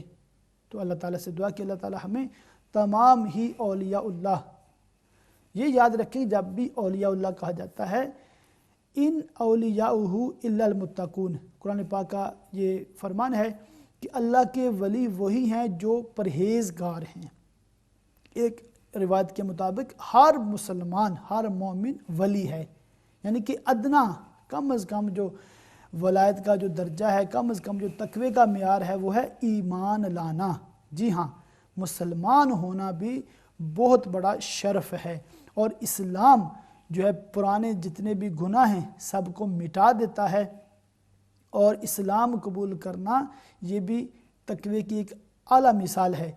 پھر اس میں تمام گناہوں سے بچ جانا اور اپنی توجہ اللہ تعالیٰ کی طرف رکھنا، اور ہر معاملے میں خوف خدا کا ہونا، اور بندے کو ہر وقت اللہ تعالیٰ کا ڈر ہونا، یہ تو بہت ہی اعلیٰ ترین تقوی کی قسمیں ہیں۔ اللہ تعالیٰ ہمیں اپنے نیک لوگوں کے صدقے ہمیں بھی نیک بنائے اور ہمیں بھی گناہوں سے بچنے کی توفیق عطا فرمائے۔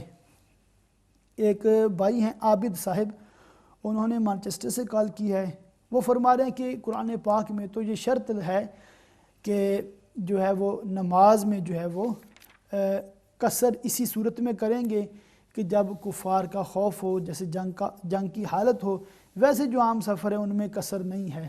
تو ان کی اطلاع کے لیے میں دوبارہ عرض کر دیتا ہوں کہ میں نے شروع میں بھی عرض کیا تھا کہ بخاری شریف کے بعد احادیث مبارکہ جی کی جو کتابیں ہیں ان میں دوسری بڑی مشہور، بڑی اتھینٹک کتاب ہے صحیح مسلم شریف۔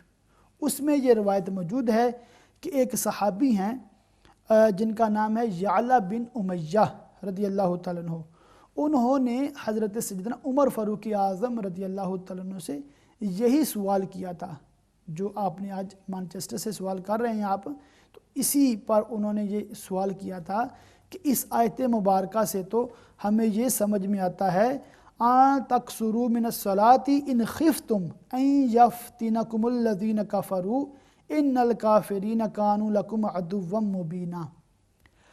تو انہوں نے کہا تھا کہ اس میں تو لگتا ہے کہ جیسے شرط ہے کفار کا خوف، تو اس پر فاروق اعظم رضی اللہ تعالیٰ نے یہ ارشاد فرمایا کہ ہم کو بھی تعجب ہوا تھا، اور ہم نے پیارے آقا صلی اللہ علیہ وسلم سے پوچھا تھا، تو حضور اکرم نور مجسم صلی اللہ تعالیٰ علیہ وسلم نے ارشاد فرمایا کہ تمہارے لیے یہ اللہ کی طرف سے صدقہ ہے، تم اس کا صدقہ قبول کرو۔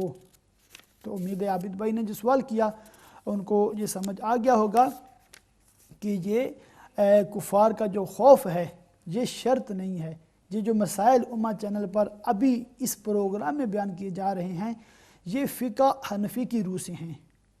ممکن ہے کہ آپ فقہ حنفی کو فالو نہ کرتے ہوں، کسی اور فقہ کو فالو کرتے ہوں، اور آپ کی جو فقہ ہے جو آپ کے علماء نے جو تعلیم کیا ہے اس میں یہ نماز جو سفر کی نماز اس میں قصر نہ ہو۔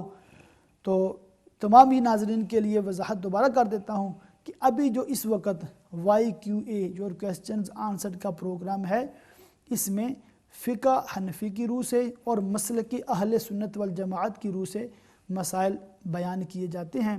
اگر آپ کو مزید تشفی چاہیے، مزید تفصیل ڈیٹیل چاہیے تو آپ دوبارہ کال کر کے اپنا سوال پیش کر سکتے ہیں، اور بہتر ہے اگر یہ بھی بتا دیا جائے کہ آپ کس فقہ کو فالو کرتے ہیں تاکہ پھر اس حساب سے بات کی جائے اور آپ کو سمجھانا آسان ہو جائے۔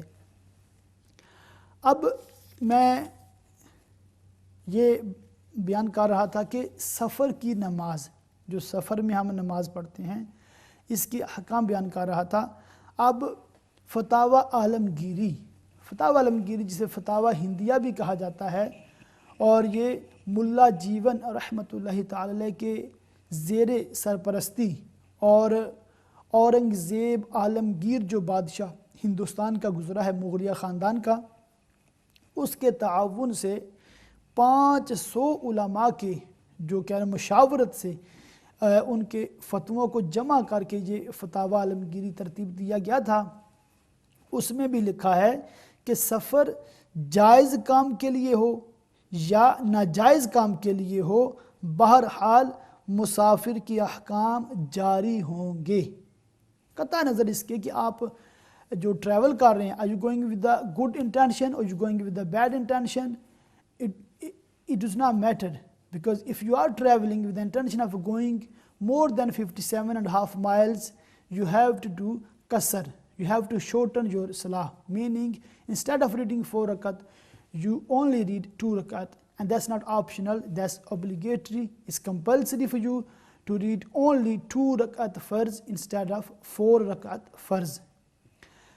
تو یہ مسئلہ تمام ہی ناظرین نے سیکھا ہوگا، سمجھا ہوگا کہ جو سفر ہے وہ جائز کام کے لیے ہے یا ناجائز کام کے لیے۔ ظاہر اگر ناجائز کام کے لیے سفر ہوگا تو سفر بھی ناجائز ہے، ایسا کام بھی گناہ کا کام ہے، اس میں ثواب تو نہیں ہے، مگر پھر بھی سفر کے احکام وہ جاری ہوں گے۔ تمامی ناظرین کی اس بات کی طرف بھی توجہ دلا دوں کہ جب سے فقہ حنفی بنی ہے، یعنی کہ حضرت سیدنا امام اعظم ابو حنیفہ رحمۃ اللہ علیہ کی جو تعلیمات ہیں، آپ کی جو فقہ ہے، آپ نے جو مسائل شرعیہ میں اجتہاد فرمایا ہے، اس وقت سے لے کر جب تک خلافت اسلامیہ کا دور رہا ہے، ہر دور میں فقہ حنفی ہی نیشنل لیول پر، بلکہ جب تمامی ممالک اسلامیہ کو ملایا جائے تو انٹرنیشنل لیول پر جو اسلامک گورنمنٹ ہوتی تھی، جو بھی مسلمان حکمران مختلف ملکوں کو، جی جرمنی سے سسٹر ہیں کال پر، السلام علیکم۔ وعلیکم السلام ورحمۃ اللہ وبرکاتہ۔ علامہ صاحب آپ خیریت سے؟ جی الحمدللہ علی کل حال۔ اللہ سبحانہ و تعالیٰ آپ کو اور ہمارے علماء حق اہل سنت جماعت کو سلامت رکھے اور ان کو اپنے مقربین بندوں میں شامل فرمائے اور ہمارے مغفرت بھی ہو جائے، آمین۔ آپ علماء کے صدقے سے، نبی پاک صلی اللہ علیہ وسلم کے صدقے سے۔ علامہ صاحب میرا سوال یہ ہے، جو ایک میرے دوست تھے انہوں نے مجھے ایک میسج سینڈ کیا ہے، انہوں نے یہ ایک سوال ہوا ہے نبی پاک صلی اللہ علیہ وسلم کے متعلق اور اولیاء کرام جو اولیاء اعظام ہیں ان کے متعلق انہوں نے سوال کیا ہے کہ جو ہم مسلمان ہیں وہ اولیاء کرام سے اور نبی اکرم صلی اللہ علیہ وسلم سے ہم کوئی چیز نہیں مانگ سکتے، یعنی ہم مانگنا جائز نہیں ہے۔ وہ انہوں نے یہ کہا، وہ بھی ایک عالم ہے اور انہوں نے ایک فتوا کا نام دیا ہے, فتوا حقانی ہے, وہ انہوں نے یہ نام دیا ہے. اور میں اس دوست کو یہ بتانا چاہتی ہوں, پھر اس لیے میں نے آپ سے سوال کیا ہے کہ آیا یہ بات, یہ ہمارا عقیدہ تو یہ نہیں ہے, تو پھر وہ لوگ ایسے پتہ بھی نہیں ہے کہ کہتے کہ ہم اہل سنت جماعت ہے. یہ بات بھی انہوں نے کہا ہے کہ ہمارے عقیدہ یہ, اور ہم اولیاء اللہ کو مانتے ہیں اور ان کو جو ہے قرآن کریم میں ہے وہ دلیل ملتا ہے, اور ہم زیارت بھی جاتے ہیں.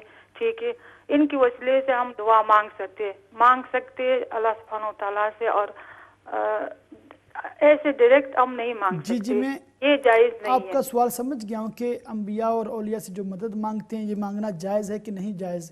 ہاں, یہ سوال یہ ہے کہ انہوں نے بتایا کہ یا محمد صلی اللہ علیہ وسلم کہنا جو ہے وہ محبت سے تو کہنا چاہیے کہ ہم محبت سے کہتے, اور اس عقیدے سے نہیں کہنا چاہیے کہ ہم چیز یعنی ان سے کوئی دعا ایک مانگنا چاہیے کہ یا محمد صلی اللہ علیہ وسلم ہم کہتے ہیں. تو ان کا جواب اس لیے میں آپ کا سوال سمجھ گیا ہوں. آپ پروگرام دیکھیں انشاءاللہ, تو اس کے حوالے سے میں عرض کر دیتا ہوں, آپ پروگرام دیکھیں انشاءاللہ. اور کوئی سوال ہے؟ جی نو پرابلم. جو آپ نے سوال کیا ہے اس کا بھی میں جواب عرض کرتا ہوں کہ اولیاء اللہ یا انبیاء کرام علیہ السلام سے ہمیں مدد جو ہے وہ مانگنی چاہیے یا نہیں مانگنی چاہیے. کیا انبیاء کرام مدد فرماتے ہیں یا نہیں فرماتے ہیں, اس کے بارے میں اسلامی عقیدہ کیا ہے. اور جی برمنگھم سے کالر ہیں. السلام علیکم. وعلیکم السلام ورحمۃ اللہ وبرکاتہ. علامہ صاحب میں شاہین عرض کر رہا ہوں برمنگھم سے. جی ایک سوال ہے, صرف کلیریفیکیشن کے لیے میں نے سوال کیا. سب سے پہلے کہ آپ نے کہا کہ بتا دیا کریں کہ آپ کون سے فرقے سے تعلق رکھتے ہیں. میں حنفی ہوں, اہل سنت الجماعت سے تعلق ہے. جی ختم خواجگان میرا سلسلہ ہے, نقشبندی سلسلہ ہے. تو میرا سوال یہ ہے کہ اگر کوئی عمرے کی غرض سے یا حج کی غرض سے جا رہے ہیں, جی وہاں جا کے طواف کرنے کے لیے 7 چکر کا لگانا ضروری ہے. ٹھیک ہے. اگر آپ نے طواف کا نیت کی ہے تو سب سے پہلے صحت مند ہو, انسان صحت مند ہو, تو صحت مند کے لیے اگر وہ اس نے 7 چکر پورے لگانے ہیں, کیا اس 7 چکر کے دوران وہ کسی وجہ سے کسی مجبوری کے تحت وہ رک سکتا ہے یا نہیں رک سکتا؟ نمبر 1. ٹھیک ہے. نمبر 2, یہ صحت مند کے لیے ہے کہ آیا اگر اس نے رکا ہے تو کیا اسے کوئی دم دینا پڑے گا یا کہ دوبارہ وہ کچھ سسٹا جو بھی ہو, وہ مجھے اس کی کلیریفیکیشن چاہیے. جی ٹھیک ہے. نمبر 2, اگر کوئی ضعیف ہے جی تو اس نے بھی نیت کی ہے صرف طواف کی, عمرے کے لیے تو اس نے کرنا ہی کرنا ہے, لیکن خالی صرف طواف کی نیت کی ہے. طواف کے لیے اسے 7 چکر کی نیت کی ہے, میں نے 7 چکر لگانے ہیں. جی تو ضعیف ہے تو اس کی طبیعت ناساز ہو گئی ہے, کسی کو مجبوری ہو گئی ہے, تو کیا وہ آرام کر سکتا ہے یا کر سکتی ہے اس دوران؟ تو اس کے لیے کوئی دم کا سلسلہ ہو. اور اگر صرف اس نے یہ نیت کی ہے کہ میں نے 7 چکر کی نیت نہیں کی, میں نے صرف یہ نیت کی ہے کہ میں طواف کے دوران خانہ کعبہ کو میں مس کر سکوں, ٹچ کر سکوں, ٹھیک ہے, اس کا بوسہ لے سکوں, جی تو اگر وہ پہلے میں کر لیا ہے, دوسرے میں کر لیا ہے, تو آیا وہ ضعیف عورت یا مرد اس حالت میں باہر نکل سکتا ہے 2 چکر کے بعد؟ صرف اس نے یہ نیت کی ہے کہ میں نے صرف مس کرنا ہے, ٹچ کرنا ہے, بوسہ دینا ہے. ٹھیک ہے, میں عرض کرتا ہوں. بس یہ میرے چھوٹے سے 2 سوال ہیں بس. جی جزاک اللہ شہین صاحب, بہت خوشی آپ نے کال کیا ہے. جزاک اللہ خیر, آپ کو جزائے خیر عطا فرمائے اور عمر خضری عطا فرمائے اور علم اضافہ برکت فرمائے, اور ہم سب کے لیے امت محمدی کے لیے دعا گو رہیں. اللہ تعالی ہمیں سکون اتفاق پیدا فرمائے. السلام علیکم ورحمۃ اللہ وبرکاتہ. وعلیکم السلام. اللہ تعالیٰ آپ کی تمام دعائیں تمام ہی ناظرین تمام ہی مسلمانوں کے حق میں قبول فرمائے, اور اللہ تعالیٰ ہم سب کی مغفرت فرمائے, اور تمام ہی مسلمانوں کو اللہ تعالیٰ دین و دنیا میں بھلائیاں عطا فرمائے. تو ایک سسٹر نے جو جرمنی سے کال کی ہے, تو وہ پوچھ رہی ہیں کہ کسی نے یہ کسی فتاوی کا بھی حوالہ دیا ہے کہ وہاں پر یہ ہے کہ غیر اللہ سے مدد مانگنا جائز نہیں ہے۔ تو اس کے بارے میں انہوں نے یہ سوال کیا ہے، تو اس کے بارے میں جواباً عرض کر دیتا ہوں کہ قرآن پاک میں پارہ نمبر 28 ہے اور سورۃ التحریم ہے، اس کی آیت نمبر 4 ہے، جس میں رب عز و جل کا ارشاد ہے فَإِنَّ اللَّهَ هُوَ مَوْلَاهُ وَجِبْرِيلُ وَصَالِحُ الْمُؤْمِنِينَ، جس کا ترجمہ کنز الایمان یوں ہے، تو بے شک اللہ ان کا مددگار ہے اور جبریل اور نیک ایمان والے۔ تو اس ترجمے پر ہی آپ غور کریں کہ اللہ تعالی مددگار ہے، اور پھر حضرت سیدنا جبریل امین علیہ السلام وہ بھی مددگار ہیں۔ مزید یہ کہ تمام ہی صالح مومنین ہیں وہ بھی مددگار ہیں۔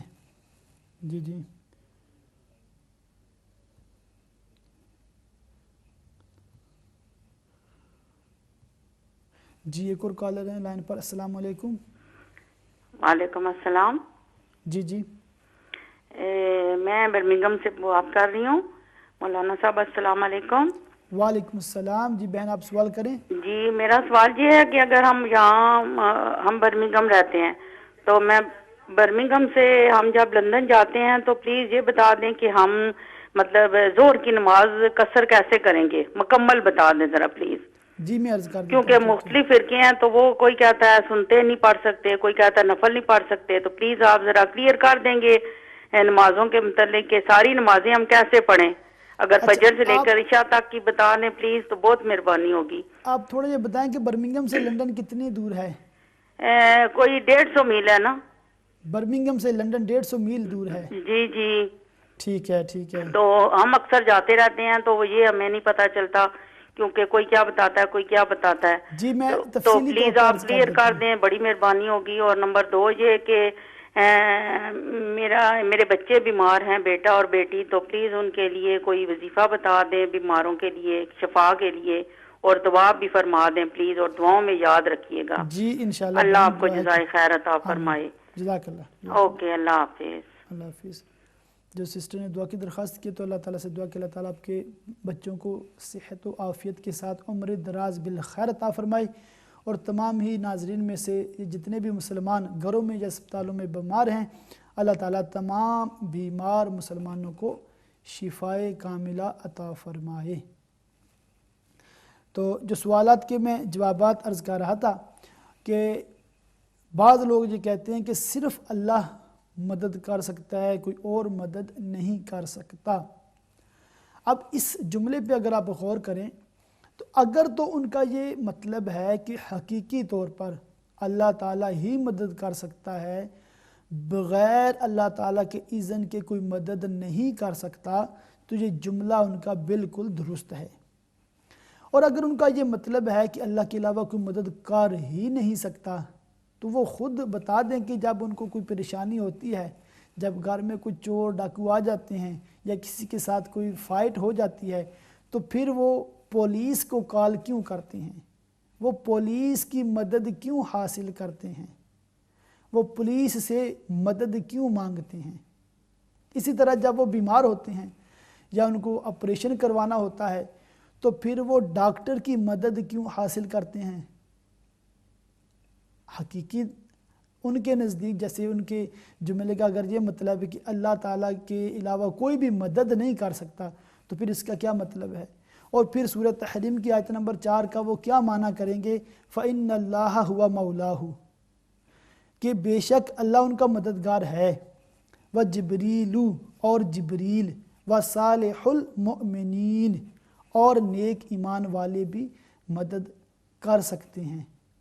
تو بات بہت آسان ہے سمجھنے کے لیے، اگر آپ اس کو زیادہ فرقہ وارانہ نہ بنائیں اس مسئلے کو، تو انشاءاللہ آپ کو اچھی طرح یہ سمجھ آ جائے گا کہ ہم جب کسی پولیس والے کو کال کرتے ہیں یا ہم کسی ڈاکٹر کو کال کرتے ہیں تو یہ مدد مانگنا ایسا ہی ہے کہ اللہ تعالیٰ نے یہ اسباب بنائے ہیں مدد کے لیے، جیسے قرآن پاک میں بھی ہے کہ جب غزوہ بدر واقع ہوا تو اللہ تعالیٰ نے فرشتوں کے ذریعے مدد فرمائی.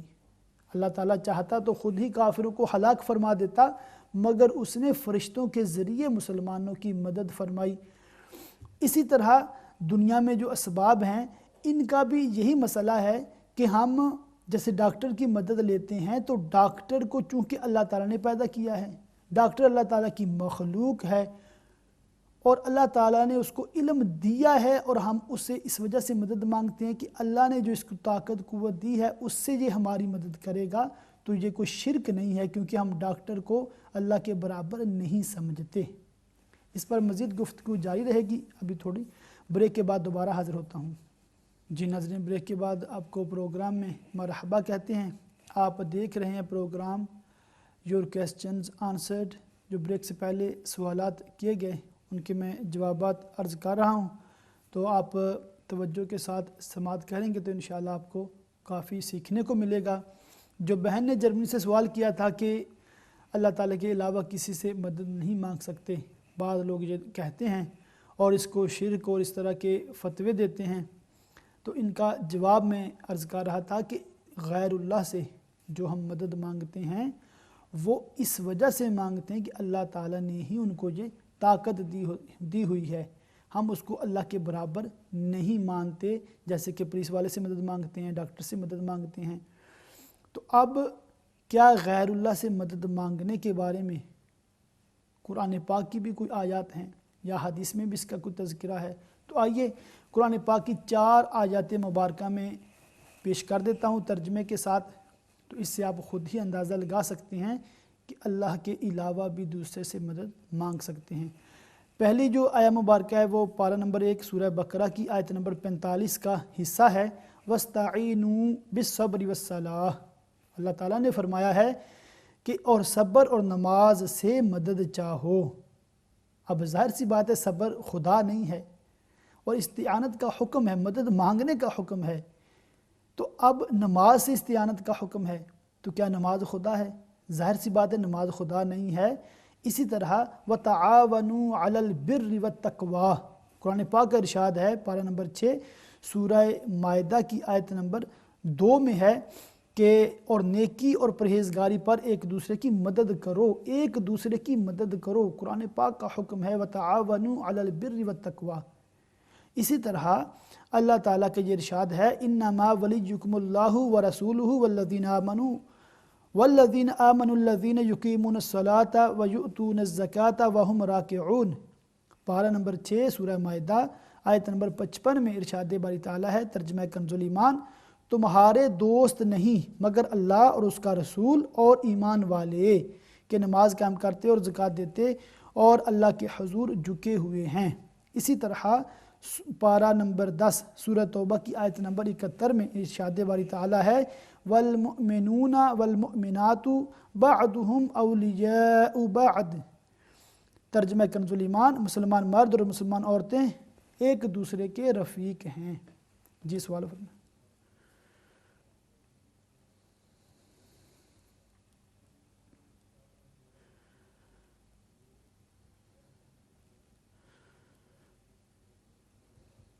سفر کے بارے میں ٹھیک ہے.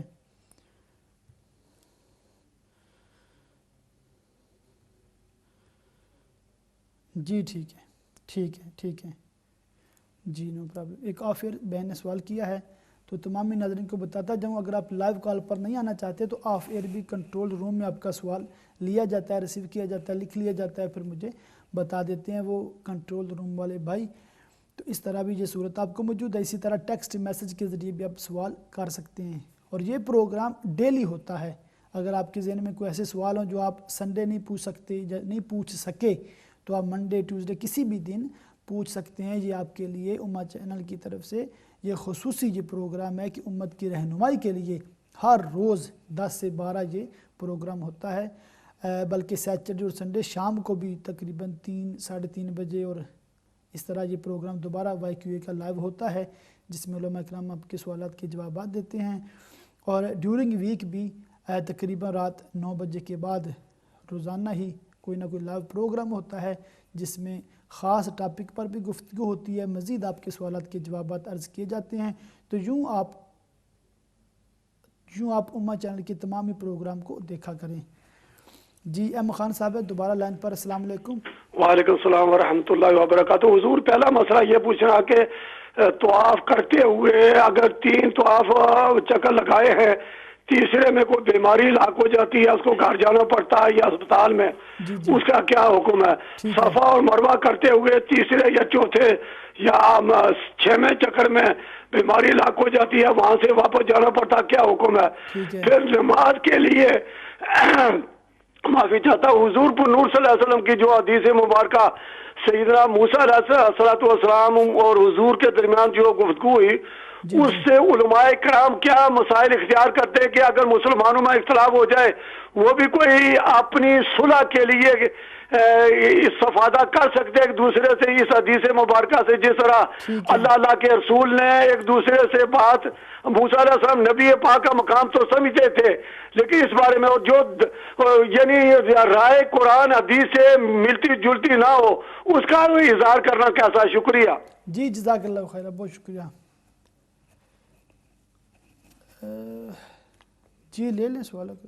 جی تو جو سوالات آپ نے کیے ہیں میں جلدی سے ان کے جوابات عرض کر دیتا ہوں۔ غیر اللہ سے مدد مانگنے کے بارے میں احادیث میں بھی بیان ہے۔ ایک حدیث پاک ہے جس کا مفہوم یہ کہ میرے رحم دل امتیوں سے حاجتیں مانگو رزق پاؤ گے، یہ حدیث پاک جامع صغیر میں ہے، اور اسی طرح ایک حدیث پاک معجم الکبیر میں بھی ہے جس میں کہ بھلائی اور اپنی حاجتیں اچھے چہرے والوں سے مانگو، اور ایک حدیث پاک مسند الشہاب اس میں ہے کہ اللہ تعالیٰ فرماتا ہے فضل میرے رحم دل بندوں سے مانگو، ان کے دامن میں آرام سے رہو گے کہ میں نے اپنی رحمت ان میں رکھی ہے۔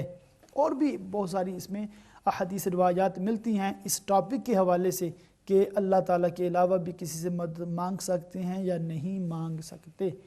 تو یہ اہل سنت کا متفقہ عقیدہ ہے کہ غیر اللہ سے مدد مانگنا اس شرط پر کہ اللہ تعالیٰ نے اس کو یہ قوت طاقت عطا کی ہے، اللہ تعالیٰ کے اذن سے وہ مدد کرتے ہیں، تو اس طرح مدد مانگنا جائز ہے، اس میں کوئی حرج نہیں ہے۔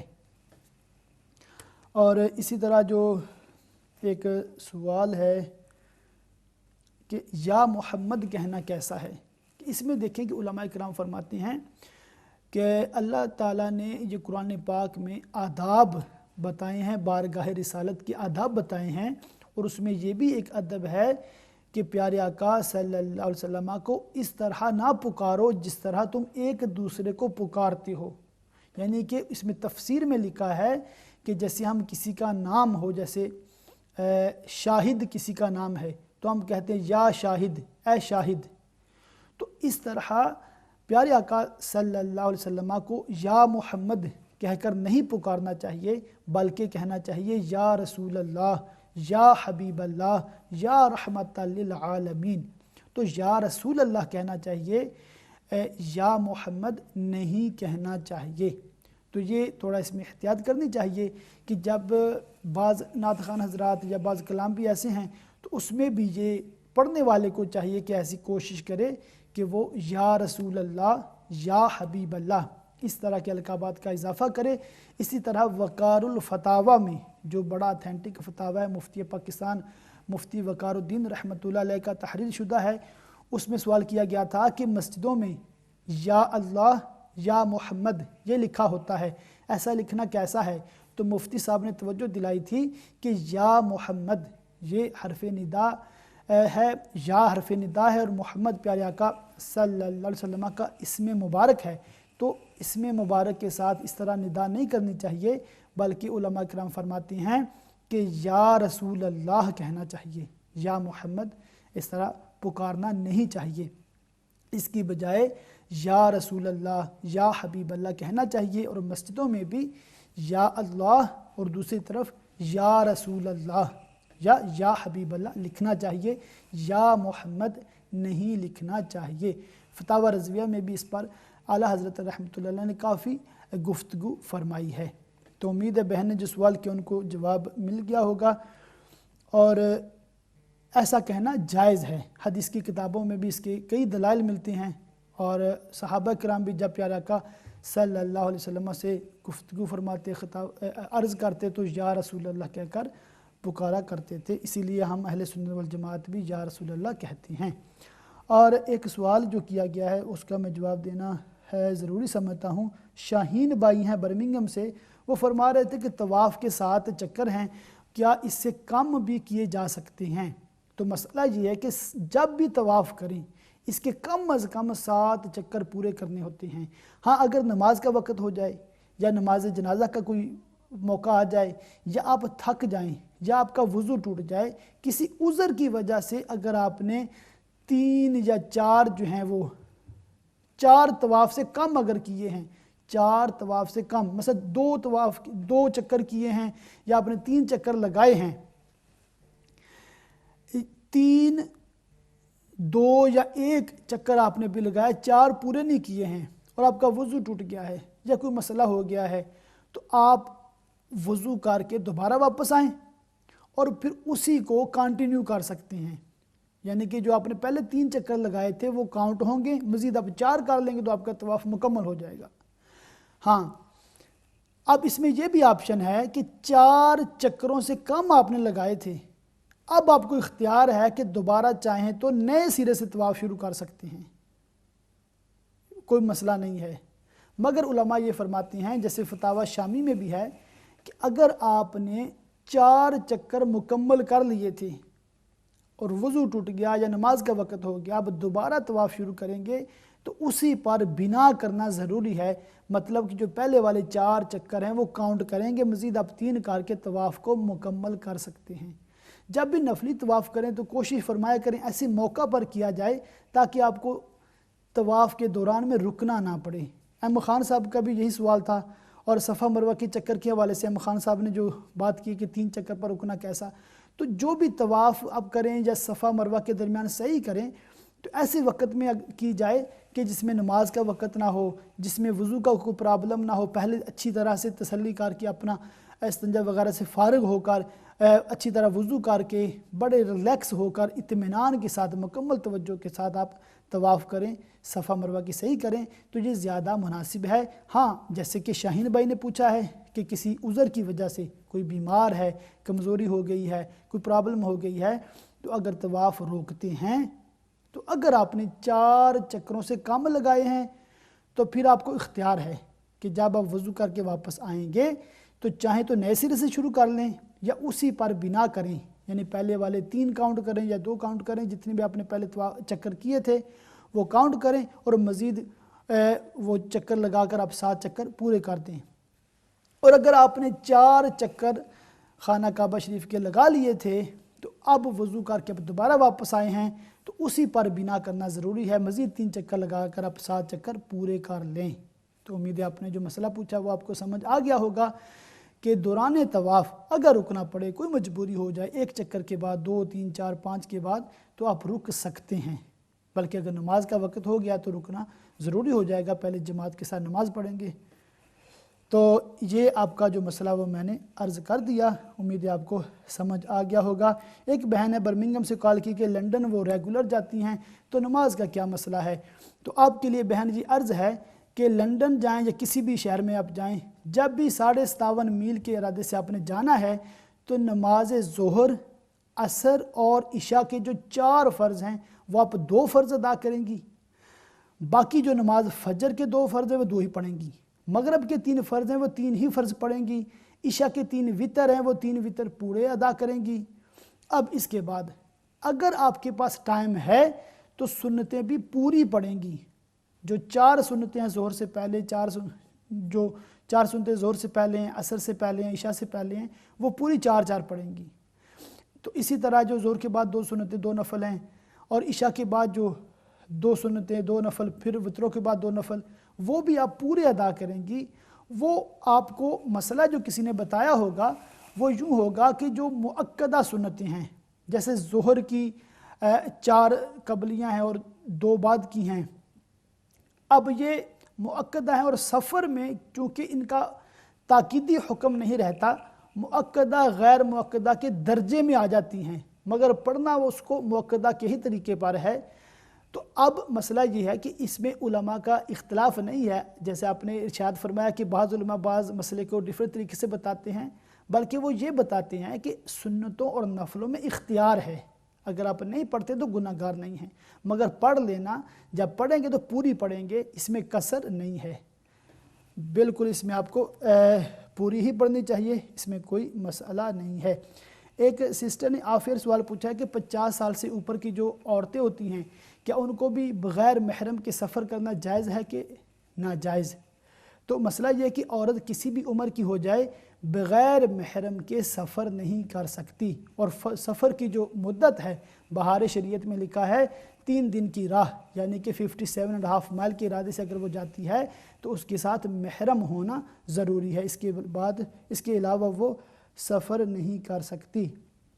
تو احمد خان صاحب کے سوال کا بھی میں نے جواب عرض کر دیا، اور انہوں نے آخر میں جو حضرت موسیٰ علیہ السلام نے جو مدد فرمائی تھی کہ 50 کی بجائے 5 نمازیں ہو گئیں، اس میں بھی امت کے لیے کتنا بڑا درس ہے کہ موسیٰ علیہ السلام کتنے سال پہلے اس دنیا سے تشریف لے گئے، اور کیونکہ اللہ کے نبی زندہ ہوتے ہیں، اور دیکھیں کہ معراج کی حدیث پاک سے ہمیں یہ ثابت ہوتا ہے کہ جو اللہ کے نبی، اللہ کے ولی اس دنیا سے رخصت ہو گئے ہیں وہ بھی مدد کر سکتے ہیں، مدد پر قادر ہیں، اور اس کے بے شمار واقعات قرآن و حدیث میں ہمیں ملتے ہیں، تفاسیر میں ہمیں ملتے ہیں۔ تو اللہ تعالیٰ سے دعا ہے کہ جو اپنے سوالات کیے ہیں، جن کے میں نے جوابات عرض کیے ہیں، اور جو آپ نے علم دین سیکھا ہے، ہم سب نے یہ علم دین سکھایا، اللہ تعالیٰ اپنی پاک بارگاہ میں قبول فرمائے، ہم سب کو علم دین حاصل کر کے اس پر عمل کی سعادتیں عطا فرمائے، اور امہ چینل کے لیے آپ بالخصوص اس کے مالکان کے لیے، اس کی انتظامیہ کے لیے، کیمرہ مین ہمارے بھائی ہیں، کنٹرول روم پر آپ کے سوالات لیتے ہیں یہ بھائی، اور جتنے بھی لوگ انتظامیہ کے ہیں ان سب کے لیے آپ دعا کیا کریں، اللہ تعالیٰ ان کے تعاون کو، ان کی کاوش کو اپنی بارگاہ میں، پاک بارگاہ میں قبول فرمائے، اور ان کو اس پر اجر عظیم عطا فرمائے، اور اللہ تعالیٰ اس میں مزید برکت عطا فرمائے، اور اس طرح کے دینی پروگرامز ان کو کرنے کی توفیق عطا فرمائے۔ ابھی پروگرام کی آخری لمحات ہیں، تو تمام ہی لوگوں سے یہ عرض کروں گا کہ YQA یہ ڈیلی پروگرام ہے، 10 سے 12 آتا ہے، اس میں آپ کوئی بھی سوال کر کے اپنا مسئلہ پوچھ سکتے ہیں، علماء اکرام آپ کی شرعی رہنما کے لیے حاضر ہوتے ہیں۔ تو اللہ تعالیٰ سے دعا کہ اللہ تعالیٰ ہمیں قرآن و سنت کی درست معلومات حاصل کر کے اس پہ عمل کی توفیق عطا فرمائے، آمین بجاہ النبی الامین۔